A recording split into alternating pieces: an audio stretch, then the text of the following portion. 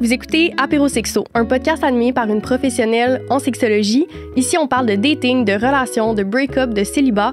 Tout au long de la saison, je vais recevoir des experts, des expertes, des invités du monde de l'influence. On est là pour vous accompagner dans votre vie sexuelle, dans votre intimité et dans votre vie amoureuse. Bon épisode! La saison 4 du balado est présentée par nos deux partenaires officiels. Séduction, c'est bien plus qu'une boutique érotique. C'est un espace d'exploration, de plaisir, de découverte où chacune est invité à vivre sa sensualité librement, dans un esprit d'ouverture. Vous pouvez utiliser le code promo APÉRO15.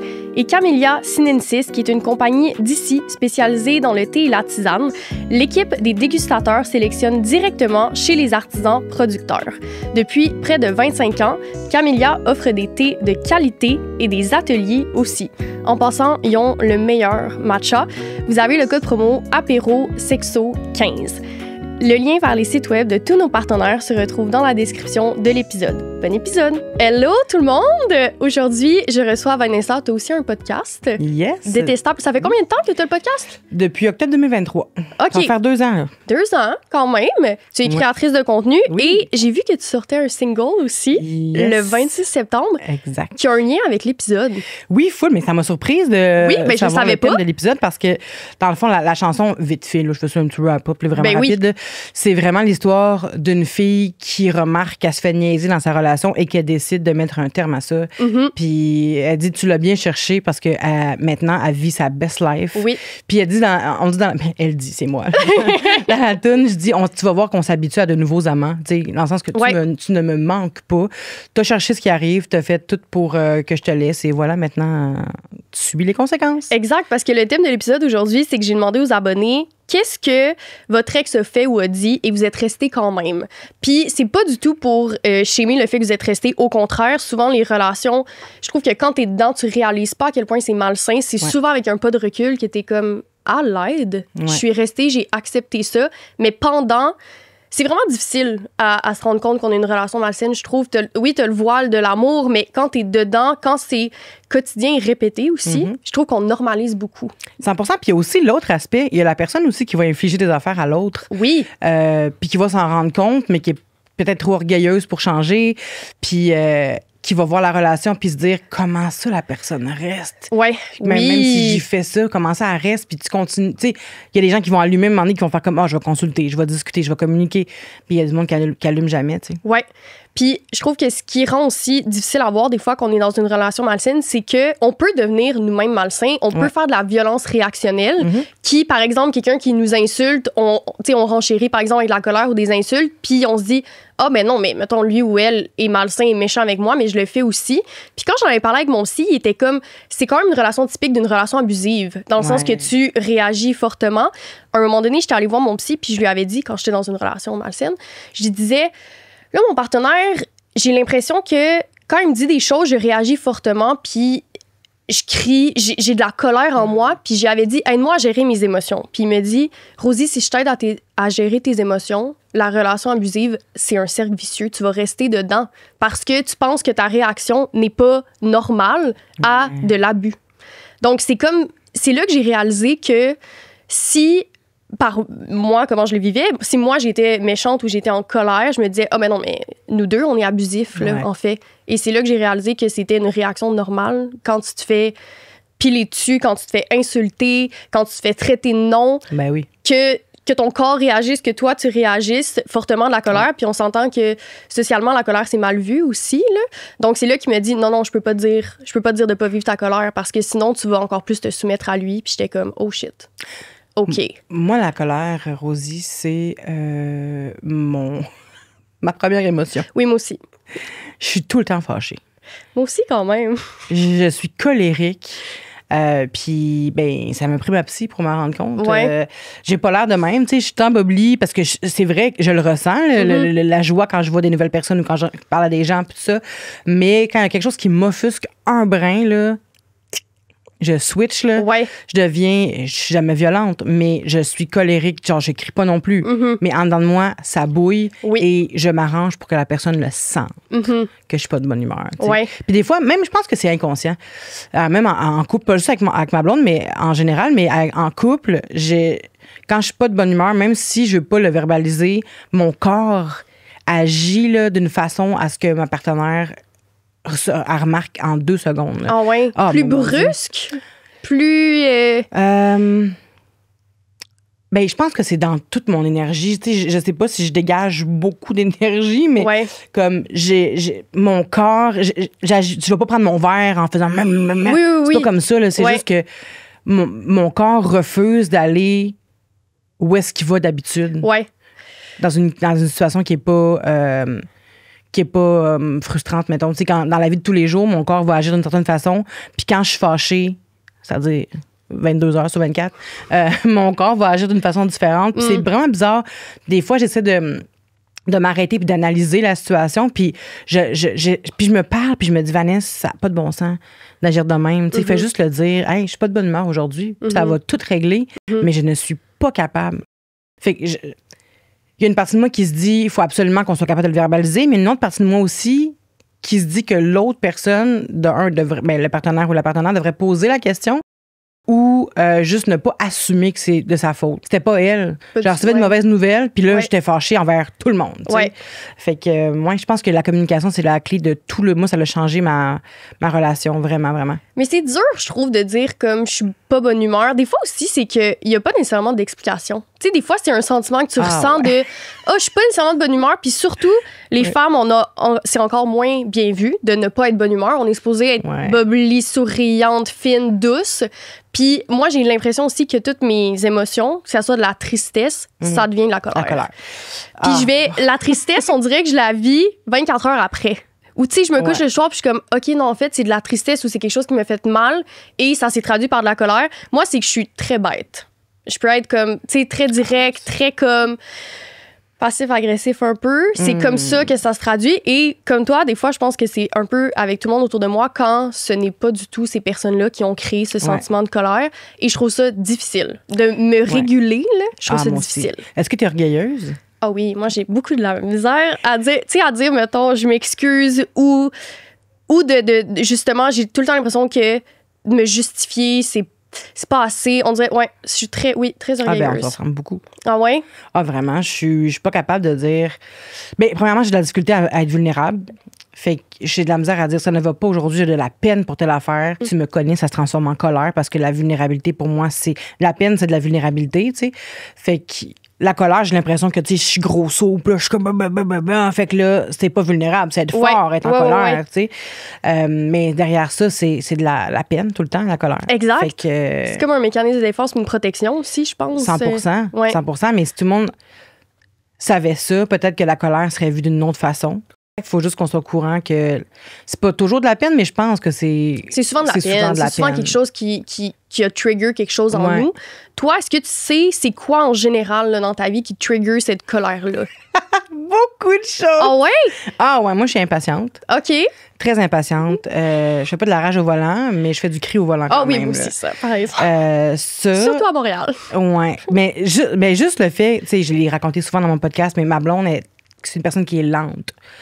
Pas dans sa tête, par contre, mais physiquement, elle est très lente. Ça sonne à la porte, ça peut prendre 2 minutes là, avant qu'elle se lève pour aller répondre. Mettons que je suis occupée ou je suis en bobette ou je suis en meeting, puis là, ça sonne à la porte, je fais, bébé, il va répondre. Puis là, je l'entends là, se lever après 5 secondes parce qu'elle aime pas que je dise de faire quelque chose maintenant. Fait que là, elle est comme... On va prendre mon temps. Fait que là, elle se lève, elle va s'habiller. Elle va même prendre le temps de changer son T-shirt si elle ne l'aime pas. Puis elle va marcher tranquillement. La personne est déjà partie, là, ça fait un hostie de bout. On peut te sacrer sur ton podcast? Oui, absolument. Okay. Fait un hostie de bout. Okay, la personne est partie, puis là, elle descend l'escalier tranquillement, puis whoop, il y a un mot sur la porte, comme quoi mon colis est allé chercher. Tout ça aurait pu être évité, tu sais. Mais moi, à ce moment-là, je bouille. Oh là. non. En dedans de moi, là, ça me pique la tête. C'est physique, là. Oui. Genre, j'ai le cou qui fait ça de même. J'ai l'œil qui twitch, en dedans sa bouille, puis je me dis, Vanessa, tu sais que ta blonde, elle est comme ça. C'est la vie, respire. Mais tu sais, ça me trigger énormément. J'aime pas aussi qu'on me mette des paroles, des mots dans la bouche, des choses que je n'ai pas dites. Ça m'écoeure au plus haut point, là. Quand tu penses que tu as compris quelque chose sur moi, puis là, tu te dis, mais toi, t'aimes pas telle affaire. Est-ce que j'ai dit que j'aimais pas ça? Quand j'ai dit ça? Oui. Ça, quand les gens interprètent, là. Ouais, je pourrais me battre. Ouais, je comprends. Mais le fait d'être impatient, là, quand quelqu'un est lent... Moi, j'étais en relation avec quelqu'un, puis on allait à l'épicerie, OK, mettons. il y avait le temps de choisir 3 aliments, j'avais fait toutes les rangées. Ouais. Moi, j'ai fini l'épicerie, le panier est plein. Ouais. Puis lui, c'était comme choisir ses olives, là, comme 3 minutes. Là. En plus, c'est dégueulasse, les olives. Ça sert à quoi? Fait que, au début de cette relation-là, j'allais à son pace. Puis je finissais l'épicerie, là. J'étais tellement en crise. J'étais comme, non, ça marchera pas, c'est impossible. Je relate. Donc, j'arrive, moi, je fais toutes les rangées, puis je suis comme, toi, fais tes gogosses, là. Moi, je vais faire l'épicerie. Parce que sinon, moi, c'est quelque chose que, tu sais, toi, t'es comme, ma blonde est lente, c'est correct. Moi, je ne peux pas, là. Mais c'est moi, c'est comme ça avance. Difficile. Je suis vraiment quelqu'un que, comme. Puis je pense que ça peut être difficile pour les gens qui m'entourent parce que je vais vite, tu sais. Puis ça, je retiens ça beaucoup de ma mère, là. Moi, je vais tout le temps à 100 km/h partout. Dans la vie, je marche pas, je trouve ça trop lent. Fait que si je dois aller à quelque part, je vais prendre un vélo ou je vais courir, là. Tu comprends? Je suis comme tout le temps. Courir. Moi, je t'ai soufflé. Oui, c'est ça. Moi, la course, c'est comme mon sport, mettons. Mais sinon, vélo, auto, fait que, mettons, en auto, là, des fois, je suis comme impossible. Je suis en train de perdre mon temps. Moi, c'est ça qui me dérange. C'est quand je me suis demandé pourquoi j'étais impatiente, c'est que j'ai l'impression de perdre mon temps. Puis mon temps, je suis comme, c'est tellement précieux. Ah, ouais. Ça, ma blonde est partie en ce moment au Japon pendant 2 semaines. Et même si j'aime être avec elle, je l'adore, elle me manque. Ça fait 5 ans et demi qu'on est ensemble, puis je veux tout le temps être avec elle. Oui. Mais quand t'es pas là, est-ce que je fais des affaires? Au Pélaire, que j'en fais des affaires. Je dors pas beaucoup, je dors 5 heures. OK, mais je pense qu'on est la même personne. Tout est fait, c'est comme, oui. Ça fait du bien quand même de se retrouver puis de faire comme, OK, là, je peux gauler. Là, là je book ma journée de A à Z, des meetings, des projets, des vidéos, genre des rendez-vous. Tandis que quand je suis avec ma blonde, je vais être avec elle ou je veux organiser des activités, je vais voir sa famille, tout ça. Mais là, ça y va, là. 2 semaines où est-ce que quand elle va rentrer, c'est des affaires. Des fois, elle rentre, là, puis la maison a tout changé. Oui. J'ai vendu des affaires, j'ai acheté de nouvelles affaires, j'ai peinturé des murs, j'ai changé des affaires. J'aime ça, là. En 2 semaines, je peux faire ce qu'on peut faire ensemble en 6 mois. C'est fou quand même. C'est ça. Mais moi, dans cette relation-là, ce qui m'a sauvée, c'est de pas suivre son pace. Parce que je pouvais pas. Je veux dire, j'ai été en colère 24/24. Là. Vider la vaisselle. Hey! Il vidait les ustensiles, OK, mettons. Là. J'avais le temps de vider la vaisselle, recharger la vaisselle. C'est comme la lenteur, là. Je ne peux pas. C'est vraiment quelque chose. Là, mais en même temps, ils ont peut-être raison parce que. C'est peut-être ils vont mourir plus vieux. Je suis 100% d'accord. Je dis pas que j'ai raison, mais c'est comme ça que je fonctionne. Ça en toi. Oui, c'est ça. Puis eux, c'est comme ça qu'ils fonctionnent. Fait que personne n'a tort dans l'histoire. C'est juste de se demander, bon, est-ce que je suis capable ou je suis pas capable? Moi, c'est un défaut que je peux pas. Genre, non, c'est pas un défaut. C'est une caractéristique que j'ai vraiment de la misère, je pense. Ah, je te file. Ouais. Fait que. Je te file. Désolée, bébé. Non, mais c'est correct. Puis t'as raison dans. C'est pas nous nécessairement qui fonctionnent de la bonne façon. Je pense que les deux, ça peut fonctionner. Mais mettons, si tu travaillais avec ta blonde, vous aviez tous vos projets ensemble, sûrement que vous trouvez ça vraiment difficile. Quand tu vas pas au même pace que quelqu'un, puis c'est à chaque jour, ça peut être tough, là. Mais ce qui sauve ma blonde là-dedans, c'est que dans sa tête, c'est l'inverse. Elle, c'est la personne la plus intelligente que j'ai rencontrée, là. Elle te résume une histoire en 2 secondes. Elle lit un texte en 2 secondes. Après, ça dit ça. Elle apprend des règlements en 2 secondes. Tu sais, elle est vraiment rapide, là. Mais physiquement, c'est l'inverse. Si sa tête suivait son corps, là, par contre, je pourrais pas. Mais ça sera jamais une raison pourquoi on se sépare. Y a-tu quelqu'un en haut ici? Y a-tu un fantôme? Mais des fois, on entend les ventilations qui bougent. Ah ouais? On dirait qu'il y a un fantôme qui botte les lions. T'entendais? Ben oui, j'ai entendu le petit coup. Mais je pense que je suis comme habituée à... Ah ouais? Ouais. OK. Je sais pas. Mais oui, 100%. Tu sais, comme tu dis, si... la tête suit pas la lenteur du corps. Oui, c'est ça. Toi, ça te va. Oui, après ça, c'est moi qui vais aller ouvrir la porte. Il faut que je sache que c'est moi qui ouvre la porte, que c'est moi qui fais telle affaire, parce que sinon, ça fait augmenter. Puis c'est un stress, en fait. C'est une colère, mais si on la divise, mettons, c'est comme stress meets frustration. C'est pas nécessairement comme j'en veux à la personne. C'est quand dans moi, c'est ça, il y a un stress qui devient une frustration, tu sais. Puis mon chien, il a ça, il est pareil comme moi. Je sais pas si c'est parce que c'est mon tempérament qui influence mon chien, mais il est exactement le même. Quand il veut voir un chien puis que je dis non, là, il tire sur la liste puis t'entends, il fait... Ouais, mon imitation pourrait être meilleure, là. Mais c'est exactement... Mais c'est parce que je parle de ça parce que c'est exactement comme ça que je me sens en dedans. il est frustré, puis il secoue la liste, puis t'entends comme ça. Justement, toute la colère, on la garde à l'intérieur de nous. Ouais. Puis j'ai encore de la difficulté à l'exprimer de façon saine. Je pense que ça, j'ai bien de la misère. Quand j'avais vu quelqu'un en polarité, là, je sais pas, les énergies, là, je vais faire ça bien vite parce que c'est un peu ésotérique, mais quand il m'a vu, il me dit... Moi. Ah ouais? OK. Ouais. Il me dit, t'as excessivement beaucoup de feu à l'intérieur de toi. Puis il était comme ça, c'est relié à la colère. Puis il me dit, c'est typique des cancers. Mon Dieu. Ouais. T'es-tu cancer? Je suis poisson, ascendant cancer, lune en cancer. OK, voilà. Puis, à partir de ce moment-là, ça m'a quand même validé de comme, je suis pleine de feu à l'intérieur de moi, mais j'ai beaucoup de la difficulté à l'extérioriser sainement. Donc, souvent, on dirait que ça reste vraiment. Puis, j'avais demandé à mon psy de m'aider à travers ça, puis il m'avait dit, c'est niaiseux, mais il dit, quand tu vis cette émotion-là, ouvre ton corps, ouvre tes épaules, puis ça va mieux se dissoudre à l'intérieur de toi. Puis c'est niaiseux, mais j'essaye de le faire. Tu sais, des fois qu'on a ça de la fonctionne? colère. Quand même, parce que tu respires mieux. On dirait que t'es comme plus ouvert. Puis moi, j'ai l'impression que ça fait que la boule de colère se rend comme partout dans le corps, ce qui est plus confortable. Parce que la raison pourquoi j'en avais parlé, c'est que quand je suis en conflit, je sens la boule de colère. Puis moi, ce que je fais, c'est que je quitte. Parce que sinon, c'est comme... Ah, moi aussi, il faut que je quitte. C'est ça. Puis il me dit... Comment tu me le décris? À chaque fois que tu quittes passivement. Tu te dis, je vais prendre du temps pour comme, être capable de réfléchir, mais après, tu fais juste build up ta colère. Ouais.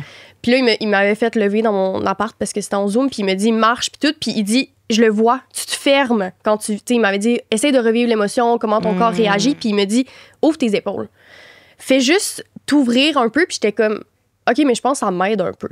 Mais je le vois aussi comme si quand t'es de même, la colère reste toute de même, puis quand tu t'ouvres, c'est comme si tu laissais tu laissais le pouvoir de quitter. T'sais. Oui. Tu la libères. Un peu. Puis je pense que ça, de la libérer aide à voir, OK, c'est quoi qui est venu me chercher? C'est-tu de la tristesse? C'est-tu mon ego? C'est quoi l'émotion au-dessus de la colère? Tu te sens-tu coupable après un épisode de colère? Ah oui. Oui, vraiment. Mais c'est pour ça que je quitte parce que sinon, on dirait que c'est comme... Je vois rouge là, dans mes yeux. Tu sais, je suis comme... Oh mon Dieu, j'ai tellement... Mais c'est surtout dans cette relation-là. C'est la seule relation qui m'a fait vraiment travailler cet aspect-là. J'avais jamais... jamais... sortir le pire de toi? Oui, 100%. Puis c'était une relation abusive. Donc, c'est vraiment dans ces moments-là, là, les plus grosses colères que j'ai vécues, c'est ça. Mais il fallait que je quitte parce que j'étais pas bien. Là. Puis... On dirait que je me disais, bon, si je quitte, au moins, je vis mon affaire comme tout seul, mais je build up juste la colère que j'avais. Puis on dirait qu'après, c'était pire, jusqu'à temps qu'ils me disent de comme, essayer de la faire sortir puis de quitter la pièce en ayant plus activement, en faisant un vrai travail de comme, OK, quelle émotion c'est venu chercher au fond? Puis ça m'a aidé un peu dans ce processus-là. Mais toi, tu build up. Quand même. Ah, OK. Ouais. Moi, c'est l'inverse. Moi, ça désamorce. OK. Quand je me retire... Là, je me mets à penser à ce que j'ai dit. Mais tu sais, c'est très TDAH de ma part de regretter l'overshare. Mais reste que je dis des affaires des fois qui peuvent dépasser ma pensée. Mais sur le coup, je le pense. Tu sais. Oui. Mais après, je suis comme, je le pense-tu vraiment? Tu sais, puis là, ça désamorce. Puis je me dis, peut-être que là, je suis fautive. Peut-être que j'aurais pas dû faire ça. Après ça, est-ce que c'est facile pour moi d'écrire je m'excuse? Non. Même si ma blonde m'attend de pied ferme avec un « est-ce que tu t'excuses? C'est difficile pour moi, mais quand même, j'essaye de le pratiquer le plus souvent possible. Parce qu'on a souvent tort d'être en colère comme ça. Oui. Évidemment, si l'autre fait exprès pour te trigger, c'est ça non, dépend. Là. Il y a des fois que j'ai comme non, j'avais c'était très légitime. Mais c'est moi, le je m'excuse que j'ai réalisé, c'est que si je le pense pas, honnêtement, ça sert à rien. Fait que j'essaye, des fois, ça me prend du temps, puis pour vrai, ça peut me prendre plusieurs heures avant de m'excuser. C'est ça.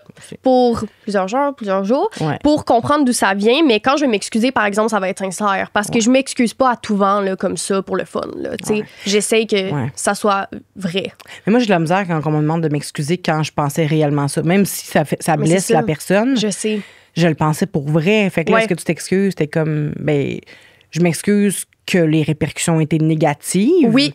C'était pas mon but, sauf que je pense quand même c'est ça. Moi aussi, ça sort souvent comme ça. Puis mon psy m'avait dit, il y a comme 2 types d'excuses. Puis là, j'oublie l'autre affaire, là, mais il me dit, il y a l'excuse de politesse, tu sais, qui est vraiment comme, je sais pas, là, t'ouvres la porte à quelqu'un, mais finalement, il tombe, genre, tu sais, ça... Il tombe? Pas il tombe, mais genre, tu sais, t'ouvres la porte, puis genre, je sais pas...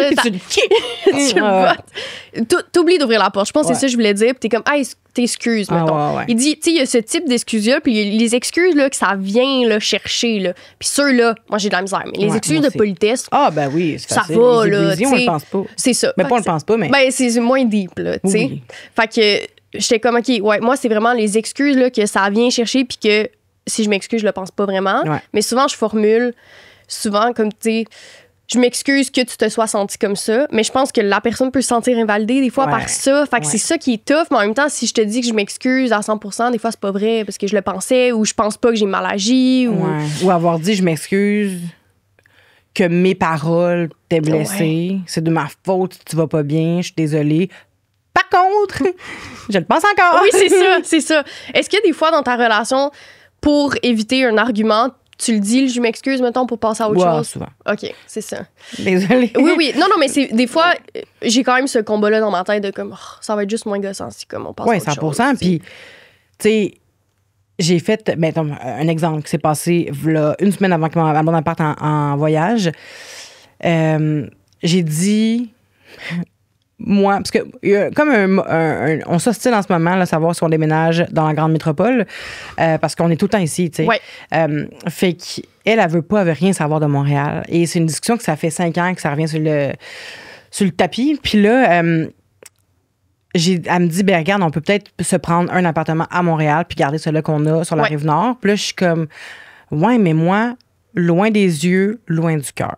Et là, ça a provoqué vraiment un tsunami chez nous, là.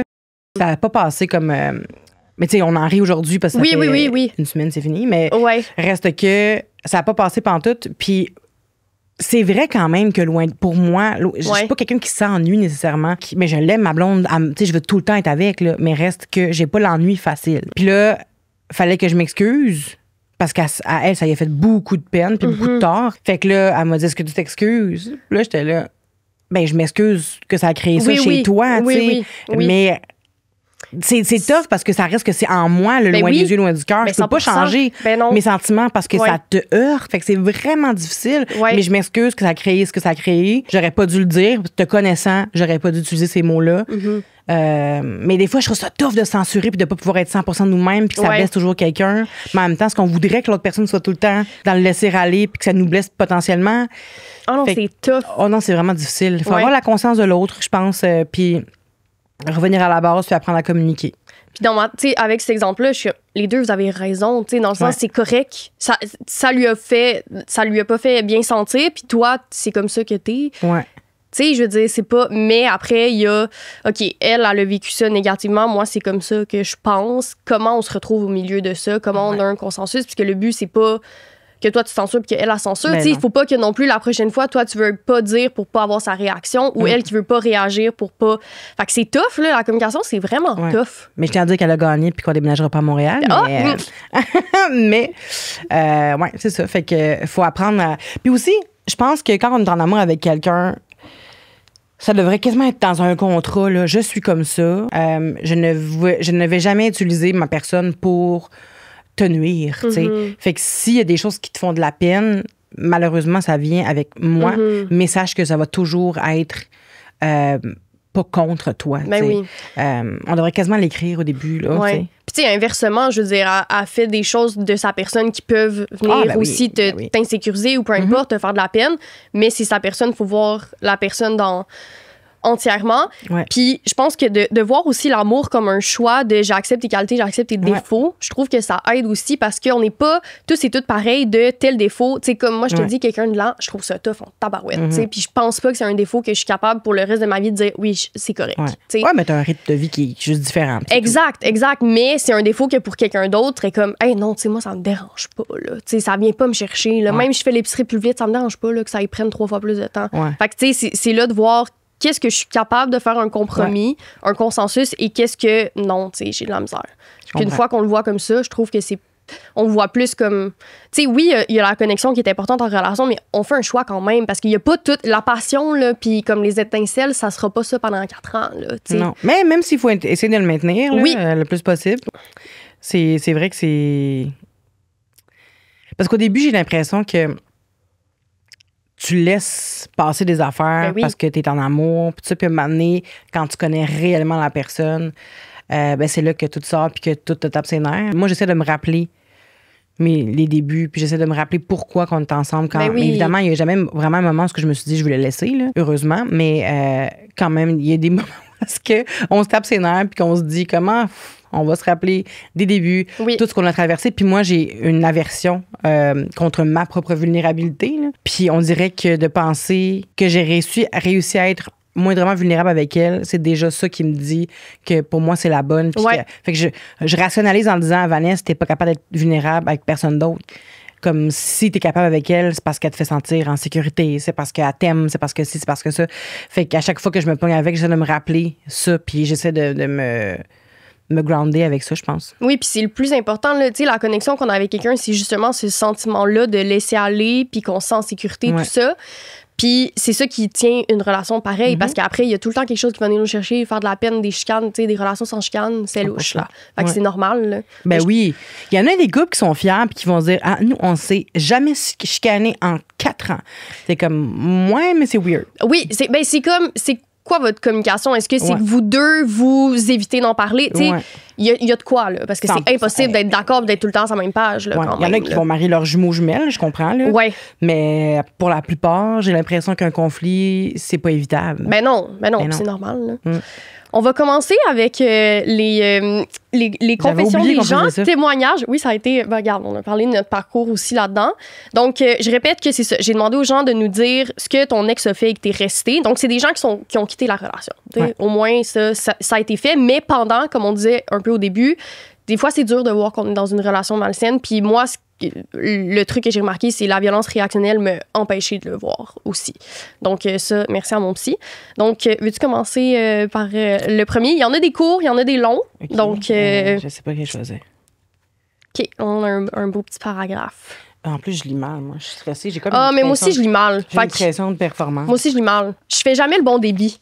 C'est pas Joanie Grenier, mais quand même. On adore Joanie. Mon ex m'a trompée en envoyant des photos de son pénis à une autre femme. OK, déjà, ça va pas? Non. Les deux s'échangeaient des nudes. Je l'ai su parce que la fille avec qui il faisait ça a décidé de m'écrire.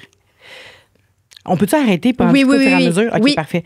Qu'est-ce que t'en penses de ça, d'écrire? Tu sais, quand t'apprends que la personne, pas que... Mettons, là, qu'on se met dans la situation, ça nous arrive, là, mettons. Là. T'apprends que quelqu'un... Ça me fait rire, ma blonde.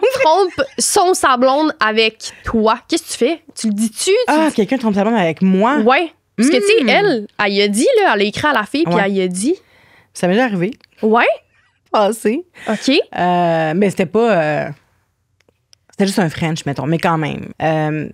J'ai arrêté ça parce que je me sentais trop coupable. Mais t'as pas écrit à l'autre personne? Non, j'ai pas écrit à l'autre personne. J'aurais jamais été game. OK. Surtout que cette personne était père de famille. Fait que j'aurais pas voulu que ça se sache. Puis de toute façon, c'est vraiment comme un French, puis j'ai fait... Ça se passera pas, tu sais. C'est déjà arrivé aussi qu'on m'écrive sur Instagram pour à l'époque où j'étais célibataire, là, il y a une couple d'années, puis le gars, il voulait me dater, il avait l'air super fin, on riait, tout ça, puis vers la fin, il m'annonce que sa blonde est partie depuis comme 2-3 semaines en voyage, qu'elle revenait ultimement, mais qu'il était pas sûr que sa relation allait continuer, puis tout ça. Puis là, il voulait quand même me rencontrer. J'ai failli me laisser tenter parce qu'elle avait l'air vraiment hot, puis j'étais comme, peut-être qu'il va la laisser. Oui. Mais finalement, il m'a réécrit pour dire je regarde la photo de ma blonde sur les murs et je me dis que je ne peux pas lui faire ça. Fait que j'ai fait, hey, t'as bien raison. C'est vraiment malaisant tout ça. Fait que j'ai arrêté, mais j'aurais jamais écrit à la blonde non plus. Là. Je pense pas qu'il faut s'ingérer dans les histoires d'amour des autres. Non. Je pense pas. À moins que tu es la personne qui souffre et que tu veux aussi éviter une souffrance à l'autre personne. Si c'est vraiment sincère, l'intention, c'est d'éviter la souffrance. Peut-être, mais si l'intention, c'est de se venger, c'est pas une bonne idée. Mais on dirait que je me dis, moi, si mon chum me trompait, j'aimerais ça le savoir. J'espère que je vous apprends rien en vous disant que c'est bientôt Noël. C'est assez excitant. Et quoi de mieux pendant Noël que d'offrir un cadeau Camellia sinensis? Qui n'aime pas le thé, la tisane? Qui n'aime pas ça? Honnêtement, personne. Et si vous vous dites, mais là, je sais pas exactement quel est le goût de la personne, si elle aime mieux ce thé-là, cette tisane-là, Mais la gang, j'ai la solution pour vous. Vous pouvez offrir la boîte Exploration où il y a 25 différents thés et tisanes qui sont les meilleurs vendeurs de camélia. Donc, la personne va avoir la chance de goûter à 25 thés tisanes différentes. Ensuite, aller s'acheter ses préférés, gros format. C'est pas génial. Donc, si vous voulez aller voir au visuel, vous allez voir, en plus, c'est tellement beau, là. T'as comme la petite boîte et là, ça se glisse. C'est-tu beau? Ça n'a pas de bon sens. Je trouve ça assez génial. Le bruit, c'était le bruit qui se ferme de la boîte. Ce n'était pas un pet, je vous le promets. Donc, autant il y a des grands classiques menthe, camomille, autant il y en a des plus différents. Ceux qui sont les plus grands vendeurs, comme je disais, éclat, citron, gingembre. D'ailleurs, j'ai déjà goûté à celui-là, je l'adore. Il y a aussi le chai camellia. J'ai déjà dit dans un autre mid-roll que c'est un de mes préférés. C'est le classique. Donc, voilà, idée de cadeau de Noël. Et en plus de ça, vous pouvez utiliser le code promo apéro-sexo15. C'est tout. Je vous laisse à l'épisode. J'aimerais ça que la personne m'écrive. On dirait que c'est un peu de même que je pense. Mais ça dépend c'est quoi ton entente, évidemment. Là, oui. Là. Mais mettons, là, tu sais, monogamie, puis mettons que j'en parle au podcast, tu sais, relation monogame, blablabla, tout va bien. Ouais. Puis quelqu'un m'écrit comme, hey, tu sais, j'écoute ton podcast, whatever, je sais que dans une relation monogame, ben, ça fait comme une couple de fois que je couche avec ton chum, mettons. J'aimerais ça le savoir. Je comprends. Mais en même temps. Moi aussi, je pense. Mais ça, c'est évidemment pour t'éviter la souffrance. Ouais. Et non comme, hey, Marcel, c'est un hostie. Oui. C'est un hostie de trou de cul, je l'aime pas, blablabla. Puis là, je vais y écrire pour y faire du tort à lui, tu sais. Là, c'est pour t'aider toi. Je pense que l'intention, elle est saine, elle est pure, puis c'est correct. Ouais. Bon, est-ce que tu veux que je continue? On continue. Ça faisait 1 an qu'on était ensemble. Bon, 1 an, déjà là, c'est pas beaucoup, là. Non, c'est pas beaucoup. Fait que il y a des gens qui se fréquentent pendant 1 an et demi là, avant d'officialiser leur affaire. Fait que j'imagine que c'était officiel pour qu'elle appelle mon chum. Il me disait, tu peux me laisser, je comprendrai. Je lui ai laissé une deuxième chance.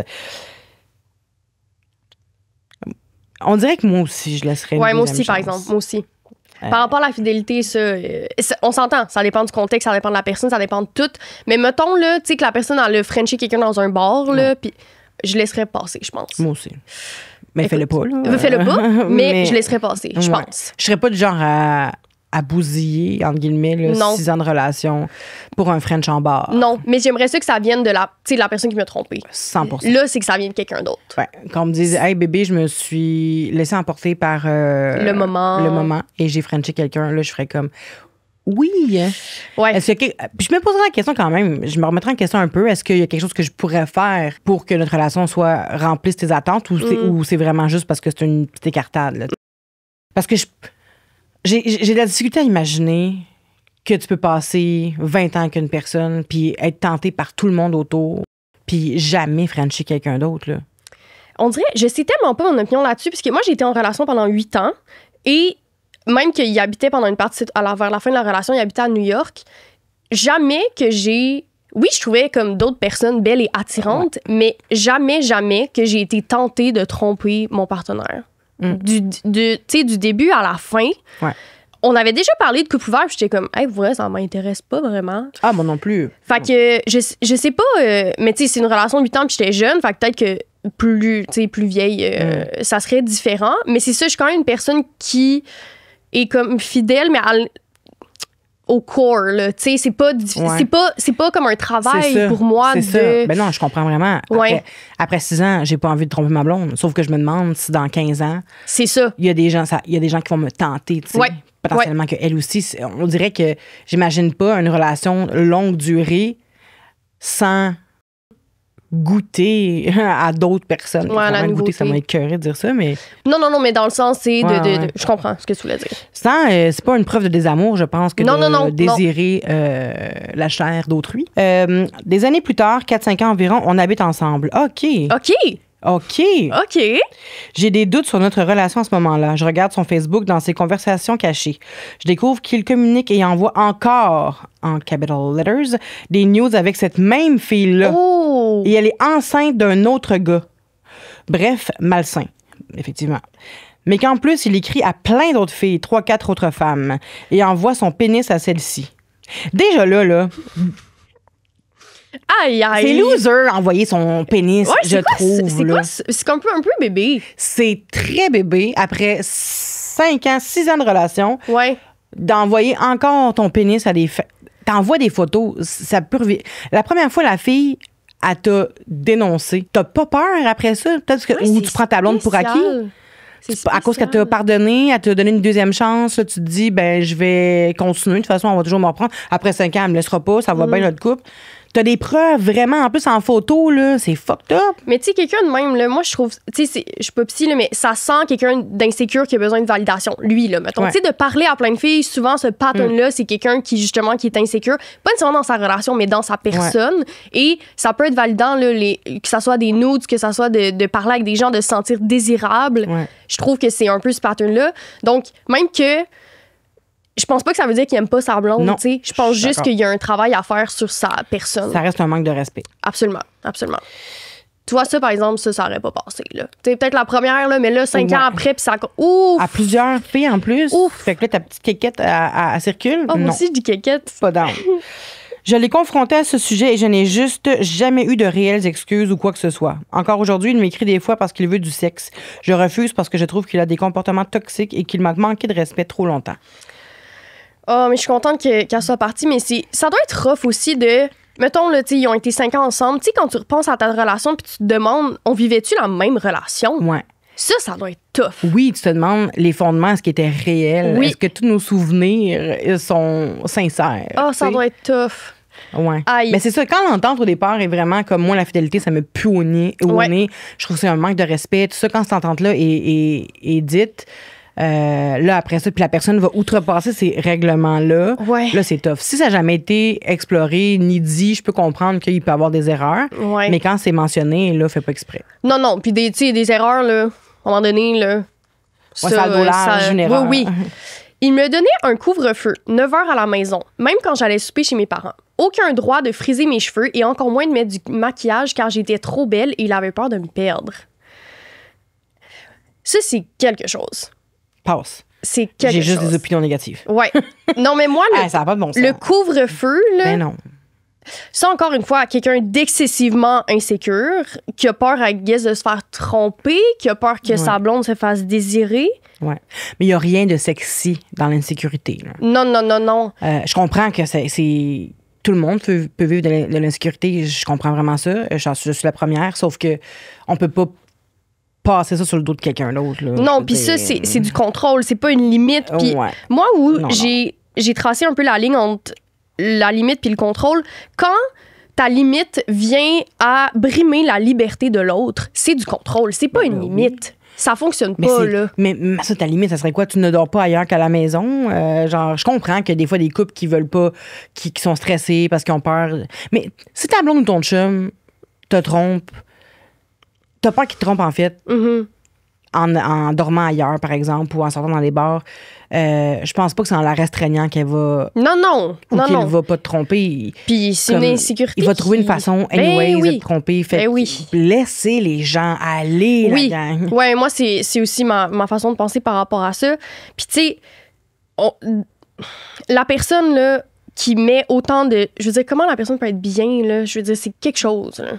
Mais au début, je peux penser qu'au début... J'aime pas penser ça, mais qu'au début, il y a comme une certaine preuve, tu le prends comme une preuve d'amour, comme il veut pas, il me trouve trop belle, fait que là il veut me garder pour lui, il veut pas que je sorte trop longtemps, il veut pas que je rencontre quelqu'un, il veut me garder pour lui. Il y a comme la possessivité des fois à très, très, très petite dose, ça peut donner comme l'impression d'être spécial à l'autre personne. Sauf que, à un moment donné, c'est too much. Et sur le long terme, je pense que ce n'est jamais bon. Ben, pas je pense, ce n'est pas bon. Ben non. Pour soi et pour l'autre, évidemment pour l'autre plus. Là. Non, puis c'est correct d'être insécure. Puis je pense que c'est correct que, par exemple, tu le nommes, tu sais, hey, je suis insécure par rapport à ça. Qu'est-ce qu'on pourrait mettre en place pour que tu me sécurises? 100%. Fait que, tu sais, mettons, tu sors avec tes amis. Tu sais, j'aimerais ça que tu me textes pendant la soirée. Tu sais, une affaire, tu sais, c'est correct, mais ton insécurité t'appartient, là. Un petit texte, ça me rassure toujours, c'est ça. Ma chérie.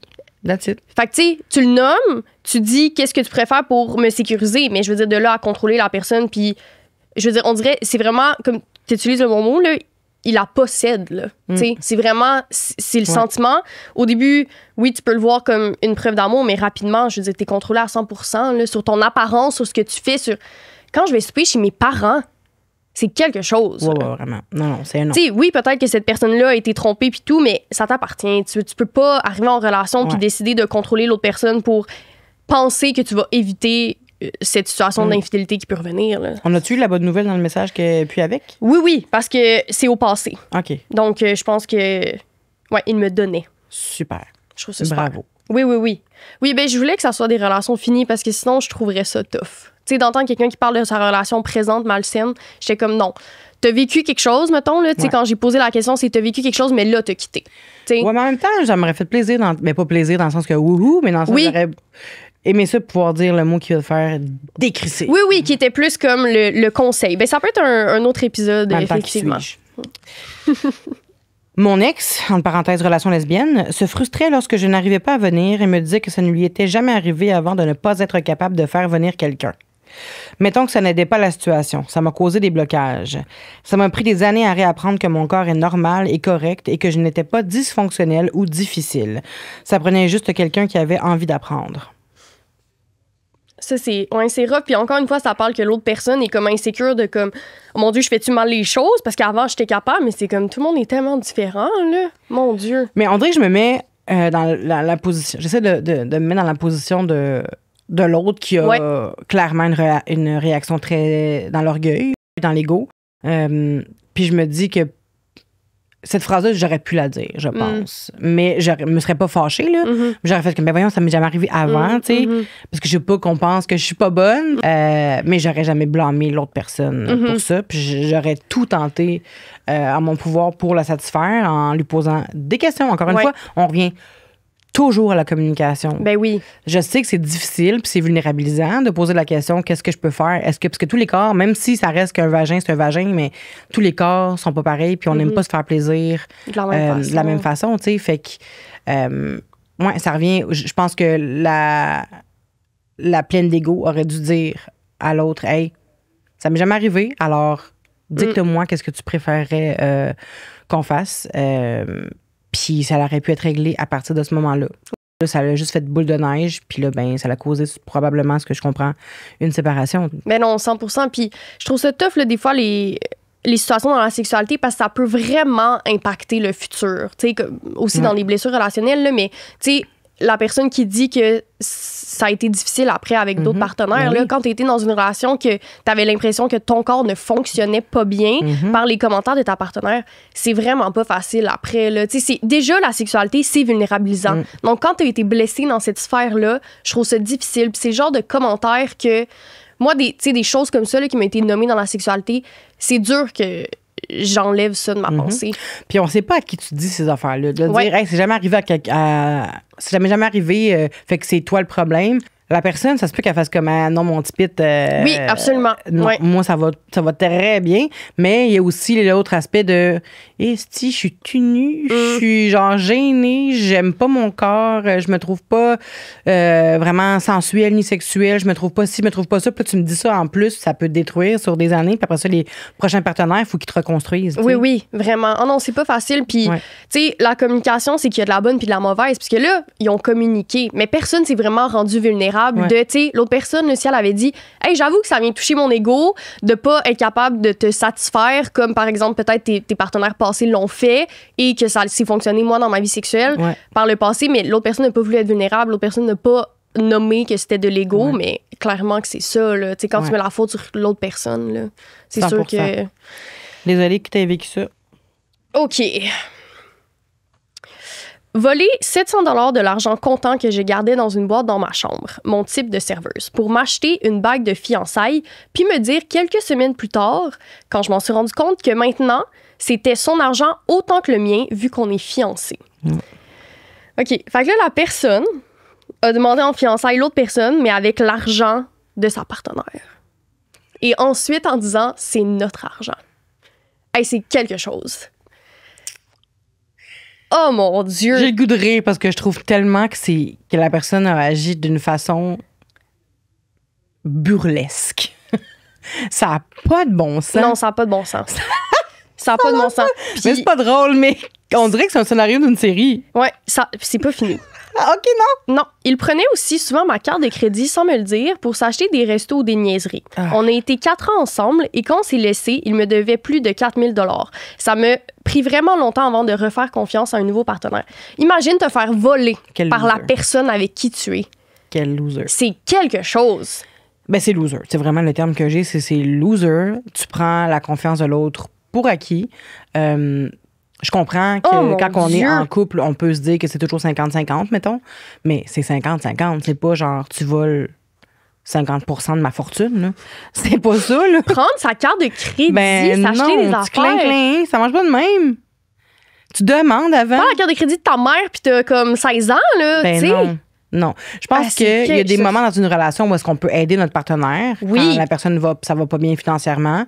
Après ça, combien de temps? C'est vous qui savez comment gérer ça, mais je pense pas qu'on peut dealer ça pendant des années. C'est pas viable, mais au moins c'est su. Ouais. Là, quand c'est du mensonge. C'est ça. C'est un mensonge, un manque de respect. Prendre la personne pour acquis. C'est pas de l'amour, là, ça. Te faire offrir une bague de fiançailles que t'aurais sûrement pas choisie, puis ça a dû être, tu sais, puis c'est toi qui l'as payé. Mais il s'est dit, comment je pourrais faire pour avoir accès à son cash? Ah, la fiancée. Ah, mais j'ai pas d'argent pour acheter une bague. Ah, son argent. Puis après ça, je vais lui dire que son argent, je l'ai pris pour lui faire plaisir, puis j'ai le droit, parce que maintenant, ben on est fiancés. Ça n'a pas de bon sens. Puis quand t'es fiancé, là... Non, ça n'a pas rapport. Ça n'a pas rapport. Non, légalement, ça n'a pas rapport. Ben non. Je viens de recevoir un avocat en droit de la famille, je connais les... C'est pas marié, là? Non. Ça n'a pas de bon sens. Non. Puis tu sais, là, on comprend qu'elle restait avec un petit bout, là, puis que ça continuait. Puis c'est tough, parce que, tu sais, la relation finit, puis t'es comme, bon, il me doit, mettons, 4 000 $. Hey, c'est de l'argent, 4 000 $, là. Plusieurs voyages. Oui. Tu fais quoi, tu sais? Ça dépend où tu vas, là, mais... Oui, ça dépend où tu vas. Mais tu sais, c'est tough, là. Je dis, c'est quoi tes recours, là? Tu sais, c'est... En tout cas... Oui, puis tu brises la confiance. Ben oui. Après ça, c'est les futurs partenaires qui vont écoper de sa méfiance. Ah non, c'est quelque chose. Ça m'est jamais arrivé. Mais écris une série avec ça. Je pense qu'il y a moyen de moyenner. Tu pourrais rentabiliser ton malheur. Non, mais c'est vrai, c'est un peu un autre film, là, cette histoire-là. Ah oui, c'est burlesque, totalement. Ouais. Je t'ai acheté une bague. Maintenant, tu me dois la moitié de tes affaires. On n'est pas mariés, Casanova, là. Ah, j'en reviens pas. Puis là, on comprend que c'est elle qui s'en est rendu compte. Fait que peut-être qu'il lui aurait jamais dit. Puis il se pensait intelligent, là. Oui. Ça mange sa petite pizza sur le coin de la rue avec la carte de crédit de sa bonne femme. Je me demande ce qu'il y avait en tête. Est-ce que c'est vraiment... Ça peut pas être de la naïveté, là. Je veux dire, ça part pas d'une bonne place, cette histoire-là. Là. De la part du gars? Ouais, ça peut pas être comme, mais tu sais... Ouais, non. On n'est pas là. Non. Mais peut-être que il se disait, je vais la rembourser à la paye, mais en même temps, ça reste que t'as pas demandé la permission. Cette personne-là travaille pour ses bidous. Et tu vas lui voler ses bidous. Ouais, non. Ça marche pas, là. Si on réduit la situation, là, vraiment, à la base, là, c'est à mon tour. C'est vrai que c'est à ton tour. Ouais, je te laisse aller. Ah, je pense juste les gros. Ouais, c'est pas des gros textes. Bon, je vais le lire en fonction de comment c'est écrit. J'en aurais long à dire. On comprend que c'est en majuscule. Oui. Je sais aujourd'hui comment c'était toxique et maintenant je vais bien. Je pensais que j'étais forte, en guillemets, parce que ça me dérangeait pas quand il me traitait de tous les noms. Ça, moi, je comprends. Tu sais, quand tu dis « traite-moi comme de la merde, anyway, j'ai assez de confiance, c'est pas grave », je me suis déjà sentie de même. Jusqu'à temps que je me rende compte que non, finalement, de me faire traiter de conne à tout bout de champ, c'est rough. Tu sais, quand tu dis « je suis capable d'en prendre », moi, je suis un peu comme ça. Je peux comprendre. J'ai pas les mots. Je suis capable d'en prendre en vie, là. J'en ai entendu des insultes sur ma grosseur par n'importe qui. Mais de savoir que c'est délibéré, là. Que la personne choisit ces mots-là. T'es supposé m'aimer. T'es supposé être mon safe space. Ça, 100%. Et tu t'arranges pour que je me sente pas safe.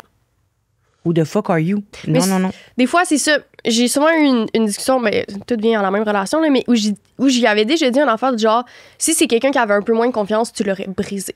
Genre, si c'est quelqu'un qui avait pas confiance en comme ses projets, ses affaires, tu l'aurais brisé, tu sais. Puis je me disais, OK, je suis capable d'avoir confiance en moi, tu sais, j'ai une bonne estime de moi-même, mais ça reste qu'après, j'étais comme, oh non, ça m'a quand même fait de quoi. Ouais, mais il l'aurait pas dit à quelqu'un d'autre. Aussi, j'imagine. Il l'aurait pas dit à quelqu'un d'autre, il te l'a dit à toi parce qu'il sait que tu l'aimes. Ouais. On laisse passer beaucoup d'affaires en relation. Ben oui. Tu le vois agir avec d'autres personnes qui, souvent, ça va être des pas de problème, oui, non. Mais avec toi, il t'envoie chier. Puis puis tu dis, avec d'autres personnes, ça aurait pu les briser, mais pas moi. Non, parce qu'il n'agirait pas de même avec d'autres personnes. Non. Moi, c'est un non. Ma blonde, première affaire qu'elle m'a dit, elle ne tolère aucune insulte. Tu sais, des fois, tu dis, ta gueule. Ma blonde, même pas. Jamais. Première fois que j'ai fait en joke, là, ta gueule, fuck you. Ce doigt-là, je peux même pas le lever. Genre, elle me casserait pas le doigt, mais dans le sens que c'est une question de respect. Je suis d'accord. Puis je pense que des fois, quand tu commences un peu ça, je trouve que ça peut rapidement être comme... Ça dégénère? Oui. 100%. Au début, c'est des blagues, puis après, c'est comme, ça passe, tu sais, donc. Non. Alors qu'au fond, je ne méritais aucune insulte. Au funérailles de mon grand-père, on a dû retourner dans ma ville natale et il ne voulait pas dormir chez mes parents car il voulait aller voir son meilleur ami. Il m'a dit « man up » comme argument pour que je le laisse y aller. OK, fait que là, J'ai pas fini. OK. Chaque situation se retournait contre moi et je marchais toujours sur des œufs pour éviter de manger un char de marde. Man up. OK, fait que c'est une relation où elle se faisait insulter, de ce qu'on comprend. Ouais. Elle se faisait dire de man up. Invalidée. Dans le sens qu'elle est au funérailles, tabarnache, elle peut-tu vivre son deuil avec sa famille? Elle est dans sa famille. Elle te présente, je sais pas si elle te présente ou ça fait longtemps que tu connais sa famille, là. Si ça fait longtemps que tu connais sa famille, c'est vraiment malaisant que tu restes pas avec elle. C'est son grand-père, c'est pas comme si c'était l'oncle de la cousine de sa sœur, là, dans le sens. Fait que, tu sais, c'est quelqu'un de proche d'elle, elle est au funérailles avec sa famille, puis tu te dis, hey, moi, je vais aller voir mon best buddy. Reste seul, man up, là. Laisse-moi y aller. Ben oui, vas-y, puis ne reviens jamais. Ouais, j'ai l'impression que, tu sais, elle explique ça à la fin. Donc, je pense, de ce que je comprends, on dirait que ça a été comme la goutte de trop. Pour réaliser, tu sais, des fois, là, les insultes, t'es prends, tu normalises. Puis là, je pense que ça a été la goutte de comme. On sait pas qui a laissé pas de bon sens, effectivement. Mais j'ai l'impression que vu que c'est nommé à la fin, c'est comme, OK. Là, les funérailles, par exemple, c'était comme, ça marchait pas. Ben non, puis aussi, comment tu dois te sentir avec toute ta famille. T'es sur le regard de ta famille en deuil. Puis là, t'as ton chum qui est juste... Moi, je l'imagine avec une calotte puis les pantalons vraiment trop larges, là. Qui fait comme, hey, dude, Christian m'attend. Faut que j'aille, on a une game à jouer. Une game de je sais pas quoi, là. On a une game, fait qu'il faut que j'y aille. Fait que t'es comme, on est dans ma famille. Faudrait que tu restes, tu sais, mais mes parents sont là au moins, fais semblant. C'est comme gênant, tu sais. C'est honteux. Ben, ouais, c'est honteux, exact. Vraiment, oui. t'as honte de l'amour que tu pouvais ressentir pour cette personne-là. T'es comme, il ressent clairement pas la même chose pour moi. Là. Ben non, moi, la grand-mère de ma blonde meurt, je cancelle mes projets, puis ça prendra le temps que ça prendra. Là. Le chat de ma blonde meurt, puis je fais la même affaire, là, tu sais. Dans le sens qu'il faut être là pour la personne qu'on est supposé aimer, là. Puis les relations malsaines, ça se fait souvent à huis clos, puis là, tu vois, c'était une situation où il y avait comme un entourage, tu sais. Puis quand tu te rends compte, justement, que t'as de la honte, c'est pas pareil. Parce que là, il y a des. Signe. Oui. Tu sais, d'habitude, c'est ça. Tu vis des choses dans le personnel, tu normalises beaucoup. Puis là, tu vis cette situation-là malsaine devant des gens. T'es comme, OK, en fait, ça peut. Tu sais, je suis gênée de ça, mais ça fait comme des mois ou des années qu'ils me traitent comme ça en privé, par exemple. Là. On ne sait pas si ça a été comme public, mais ce sentiment-là, ça a dû être comme la goutte. Là, j'espère qu'elle a vendu ses calottes. On espère aussi. Puis on espère surtout que c'est elle qui est partie et non lui. Une ex-fréquentation me dit qu'il n'aurait pas fait les premiers pas car je suis pas dans le premier tiers de personnes qu'on pourrait qualifier de belles, mais que ma personnalité compense. Puis moi qui l'écoute et qui hoche la tête pour approbation. Quel connard! Ça, c'est... Tu sais, des affaires de même, là, genre les commentaires sur le physique, on a dit, c'est non, là. C'est quoi ça, là? Je veux dire... Mais qu'est-ce que ça change? C'est ça l'affaire, c'est qu'est-ce que ça change de dire à la personne, t'es pas mon genre. T'es pas... Tu sais, après 5 ans de relation, ma blonde puis moi, on s'est dit, comme, on serait pas allé vers l'autre nécessairement. Tu sais, moi, j'aimais les grands blacks de 6 pieds 2. Puis là, j'étais avec une fille, puis elle avait jamais sorti avec une fille qui me ressemblait nécessairement. J'étais pas nécessairement son genre. Puis surtout créatrice de contenu, elle fuyait ça comme la peste, puis tout ça. Puis on se l'est dit après une couple d'années, mais au début, tu sais, elle était pas mon genre, mais... Mais il y a une différence entre t'es pas le type de personne physique que je serais allée, que t'es pas dans le premier tiers qu'on pourrait qualifier de belle. Tu sais, c'est même pas... Non. Non, ça marche pas du tout, là, parce que ça, je suis d'accord, puis je trouve que, justement, même sur les apps de rencontre, un des gros défauts, c'est on base seulement sur le physique, puis c'est une des raisons pourquoi les apps de rencontre, ça marche pas, parce qu'on laisse pas, entre guillemets, de chance à quelqu'un qui serait moins notre style, on voit pas la connexion. Ouais. Mais là, c'est pas ça, là. C'est pas comme, hey, tu sais, t'es le genre de personne que... Ça se voulait méchant. Oui, ça se voulait méchant. T'insécurises Après, comment tu veux être bien? Au moins, c'est ex-fréquentation, donc on comprend qu'ils ont jamais été en relation, on espère. Ouais. Mais tu peux jamais être bien, là. Tu sais, je veux dire, tu fragilises la personne. Tu fragilises la personne, t'instaures un piédestal que toi, c'est toi qui l'as choisi. Ouais. Presque tu lui donnes. Grateful. Oui, presque tu lui donnes une chance parce qu'elle n'est pas dans le premier tiers de la beauté. Ah ouais. Je veux dire, la dynamique, déjà, c'est fini. Tu peux pas revenir de ça, là. Il y a une situation qui est arrivée à un de mes amis il y a une dizaine d'années. Il tripait sur un gars, là, vraiment. Là. Puis, à un moment donné, les deux sortent dans un bar avec d'autres amis. Puis, mon ami, qui tripe sur l'autre, se saoule avec... Les deux se saoulent, en fait. Là. Puis là, l'autre, appelons-le Max, Max est sous. Et là, il a envie de Frenchie. Fait que là, il dit à mon ami... je suis vraiment sous, j'écoute Frenchie, French-moi. Profites-en. Non. Garde-toi, j'en profites-en. Mon ami l'a fait, mais il l'a fait comme. Il a réfléchi après, puis il a fait hey, il m'a dit telle affaire, j'en reviens pas. Ça n'a pas de bon sens. Profites-en. On serait pas ensemble dans la vie de tous les jours parce que t'es pas mon genre, t'es pas beau ou whatever. Mais là, je suis sous, mes facultés sont affaiblies. Profites-en. Je te rends un service. Hey, c'est quelque chose. Mais c'est dégueulasse. Après ça, tu te sens dégueu. Puis là, tu te compares avec tout le monde tout le temps. Puis tu te sens tout le temps laide. Ben en oui. fait, tu te sens tout le temps laide. C'est un petit peu un manque de confiance en toi. C'est fichu. Non, vraiment. Puis c'est le genre d'affaire que tu peux pas... C'est ça, tu peux pas retourner. Tu peux rien établir avec cette personne-là. Tu vas tout le temps sentir que t'es inférieur. 100%. Comment tu veux une dynamique saine après dans une relation? Ça peut pas arriver. Non, puis... À moins que tu arrives à faire sentir l'autre super laide. Et ça, c'est très malsain. C'est que non seulement tu te sens supérieur, l'autre personne se pense supérieure aussi. Puis il croit, là. Qui mérite pas, 100%. Oui. Ah non, c'est vraiment... Oh non, j'aime pas. Il me reste combien de temps, là? Parce que j'ai vraiment du fun à lire ça, là. 15 minutes, genre. Yes! J'ai pas que ça finisse. Non, il y en a beaucoup, en plus. J'adore ça. Mon ex me faisait payer pour tout. Encore une dynamique financière. On n'habitait pas ensemble, donc c'était le gaz. Moi, Montréal, lui, Québec. Épicerie, Stories. Stories, c'est sorti. OK, moi, je t'ai connu Stories. Sorti. Moi, j'ai lu Stories. Épicerie, sorti. Et il se plaignait que son loyer était trop cher. Loyer beaucoup moins cher que le mien. Et les deux étions aux études. 5 mois après que je l'ai laissé, il s'est acheté un condo à 525 000 $ en me disant fièrement de ne pas m'inquiéter qu'il avait 25 % de mise de fonds. Non, mais ça marche pas. Elle, c'était son petit cochon. Puis ça, elle a le subvenu à ses besoins pour que lui puisse acheter son condo après. Exactement. Mais ça encore, tu sais, tu vis dans le mensonge avec l'autre personne parce que je pense que connaître la situation financière, c'est normal. Puis je pense pas que 50-50, c'est fair dans toutes les relations, là. C'est quoi qu'il a dit au début? Mon ex, OK. Fait qu'il était vraiment en couple. Il était en couple. Il se plaignait que son loyer était trop cher. Il était aux études. 5 mois après, je l'ai laissé.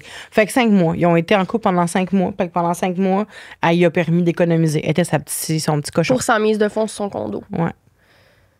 Fait que c'est ça. Elle était dans une relation avec un gars qui montait sur sa situation financière, qui abusait de elle. Je me demande, tu sais, c'est combien d'argent, on sait pas, là, mais tu sais, épicerie, gaz. Puis, je sais pas toi, mais moi, je trouve ça tough de parler d'argent souvent en relation. Ouais. Il y a une relation, ma première relation facile. C'était quelque chose, on se comprenait, on était sur la même page. Mais d'autres relations, je trouvais ça très difficile. Ben, ça l'est. C'est très difficile. Vulnérabilisant. C'est vraiment pas facile. Puis, je trouve que, tu sais, on parle souvent du 50-50, mais je veux dire, si la personne fait 200 000 puis quelqu'un en fait 50 000, là, c'est pas du 50-50. Ouais. Là, tu sais.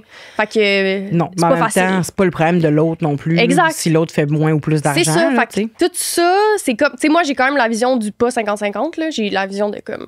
Mais ça, c'est la mienne. Après, je peux être avec quelqu'un que c'est pas ça, tu sais. Fait que c'est tough. On n'est pas nécessairement sur la même page. On n'a pas été élevés de la même manière. On a toute une relation à l'argent différente. Oui, puis si on outrepasse l'aspect financier, il y a aussi le fait que on dirait que c'est juste elle qui faisait des efforts.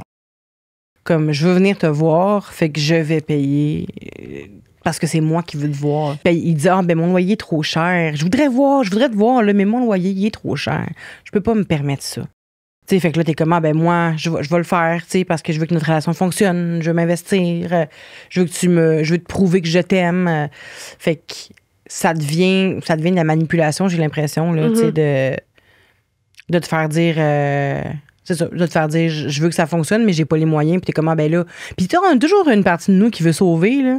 On veut sauver le gars. Fait que, il y a pas beaucoup d'argent. Moi, je vais prendre ce que j'ai parce que je veux lui montrer que je tiens à lui. Puis je veux lui montrer que peut-être en faisant ça, il va se faire confiance. Puis que notre relation, tu sais, il y a tellement de sous-couches à ça. Puis il y a beaucoup de messages aussi là-dedans. Dans un simple geste, il y a beaucoup de messages. Oui, non, vraiment. Puis moi, c'est vraiment l'aspect du mensonge. C'est que, mettons que il n'y avait pas beaucoup d'argent, puis, tu sais, OK, mais c'est que elle non plus. Elle non plus. Elle mentionne qu'elle est aux études, puis son loyer est plus cher que lui. Qui devait compenser. Fuck off! Oui. Fait qu'il y a comme... C'est ça, il y a ça, plus le mensonge sur l'argent, qu'il y avait de l'argent, là. Qui a mis 25 de mise de fonds, là. C'est du cash. Tes poches. Ouais, c'est quelque chose. Je suis contente que la relation, c'est juste 5 mois, au moins, hein. Oui. Mon ex et moi consommions Attends une minute. Parce qu'il y avait comme une couche d'eau sur le top. Mais j'aime le ASMR. Moi, j'haïs ça, vraiment. Les breuvages, ça me lève le cœur. Ah, ouais! Ça me gosse. Sur les réseaux sociaux, ceux qui se coulent des petits matchas, là, puis après ça, tu fais ça? Ouais. Ben non, ça me tape ses nerfs. Puis après ça, ils coupent. Je l'ai dit souvent sur mes réseaux. Ah, là. Ouais! Après ça, tu fais ça de même? Ah, ouais, non, ça, j'adore. Ça me gosse. Ah, ouais! Pourquoi tu veux me montrer qu'on connaît. On sait c'est quoi se faire un breuvage? Pourquoi tu veux me montrer que tu coules un verre? J'aime ça, les sons, là. Il y a vraiment pas toutes les ASMR que j'aime. Moi, les affaires de voix, mettons, ça m'écoeure. Quelqu'un qui parle, là, ouais, mais tu sais, qui fait des vidéos de ça, incapable. Ouais. Mais des affaires de même que tu fais ton drink puis j'entends tout, fan. Ah ouais. Je pense que je suis la seule dans mon camp. Écoute, je sais pas, mais ça, tu sais, moi, le petit, j'aime ça. Mon ex et moi consommions du cannabis régulièrement et j'ai tendance à rire énormément quand je suis sous influence, comme beaucoup de gens. Un jour, il me fait excessivement rire et mon sourire me complexe énormément depuis toujours. Je lui dis en crampant, arrête de me faire rire, j'ai mal. Et il m'a tout simplement répondu, c'est vrai que t'es pas si cute que ça quand tu ris. Pendant des mois, j'ai blâmé le pote pour sa maladresse, mais je réalise aujourd'hui que c'est pas correct de dire ça en joke, sachant qu'il connaissait très bien mes complexes. Une autre affaire, tu sais, quelqu'un qui a pas une faiblesse, mais un complexe ou une insécurité, puis tu vas toucher exactement où ça peut faire mal. C'est de la méchanceté pure, là. Je veux dire, pourquoi tu ferais ça à quelqu'un que t'aimes, là? Ben, je pense que c'est parce que tu te sens pas bien dans ta peau, là, toi-même. Pour savoir et le faire, il faut qu'à quelque part, tu sois drivé par une énergie qui est négative, ça c'est certain, ou un mal-être. Je pense, là. C'est quoi ça? Je vais pas l'excuser, là. Mais... On dirait, c'est... En tout cas, je sais pas de dire ça. T'es pas belle quand tu ris ou t'es pas cute quand tu ris ou tu souris. Mais surtout que sourire, c'est une expression qui est tellement pure, là. Fait que de dire à la personne, t'es laide quand tu souris...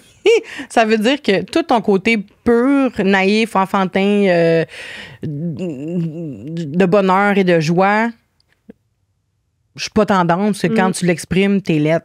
T'sais. Fait que après ça, tous ces sentiments-là vont être refoulés de joie, mettons. Parce qu'elle va pas vouloir montrer sa dentition. Ben non, ça n'a pas de bon sens. Moi, je vois même pas... Quand les gens sourient puis rient, on dirait que je vois pas vraiment leurs dents. Non, vraiment. Je regarde leurs yeux, je regarde leurs joues. Genre... Qui rougit. Oui. Tu sais, je regarde pas vraiment les dents. Quelqu'un peut avoir une dentition de cheval puis je vais même pas le remarquer. Ouais. Je ressens juste le...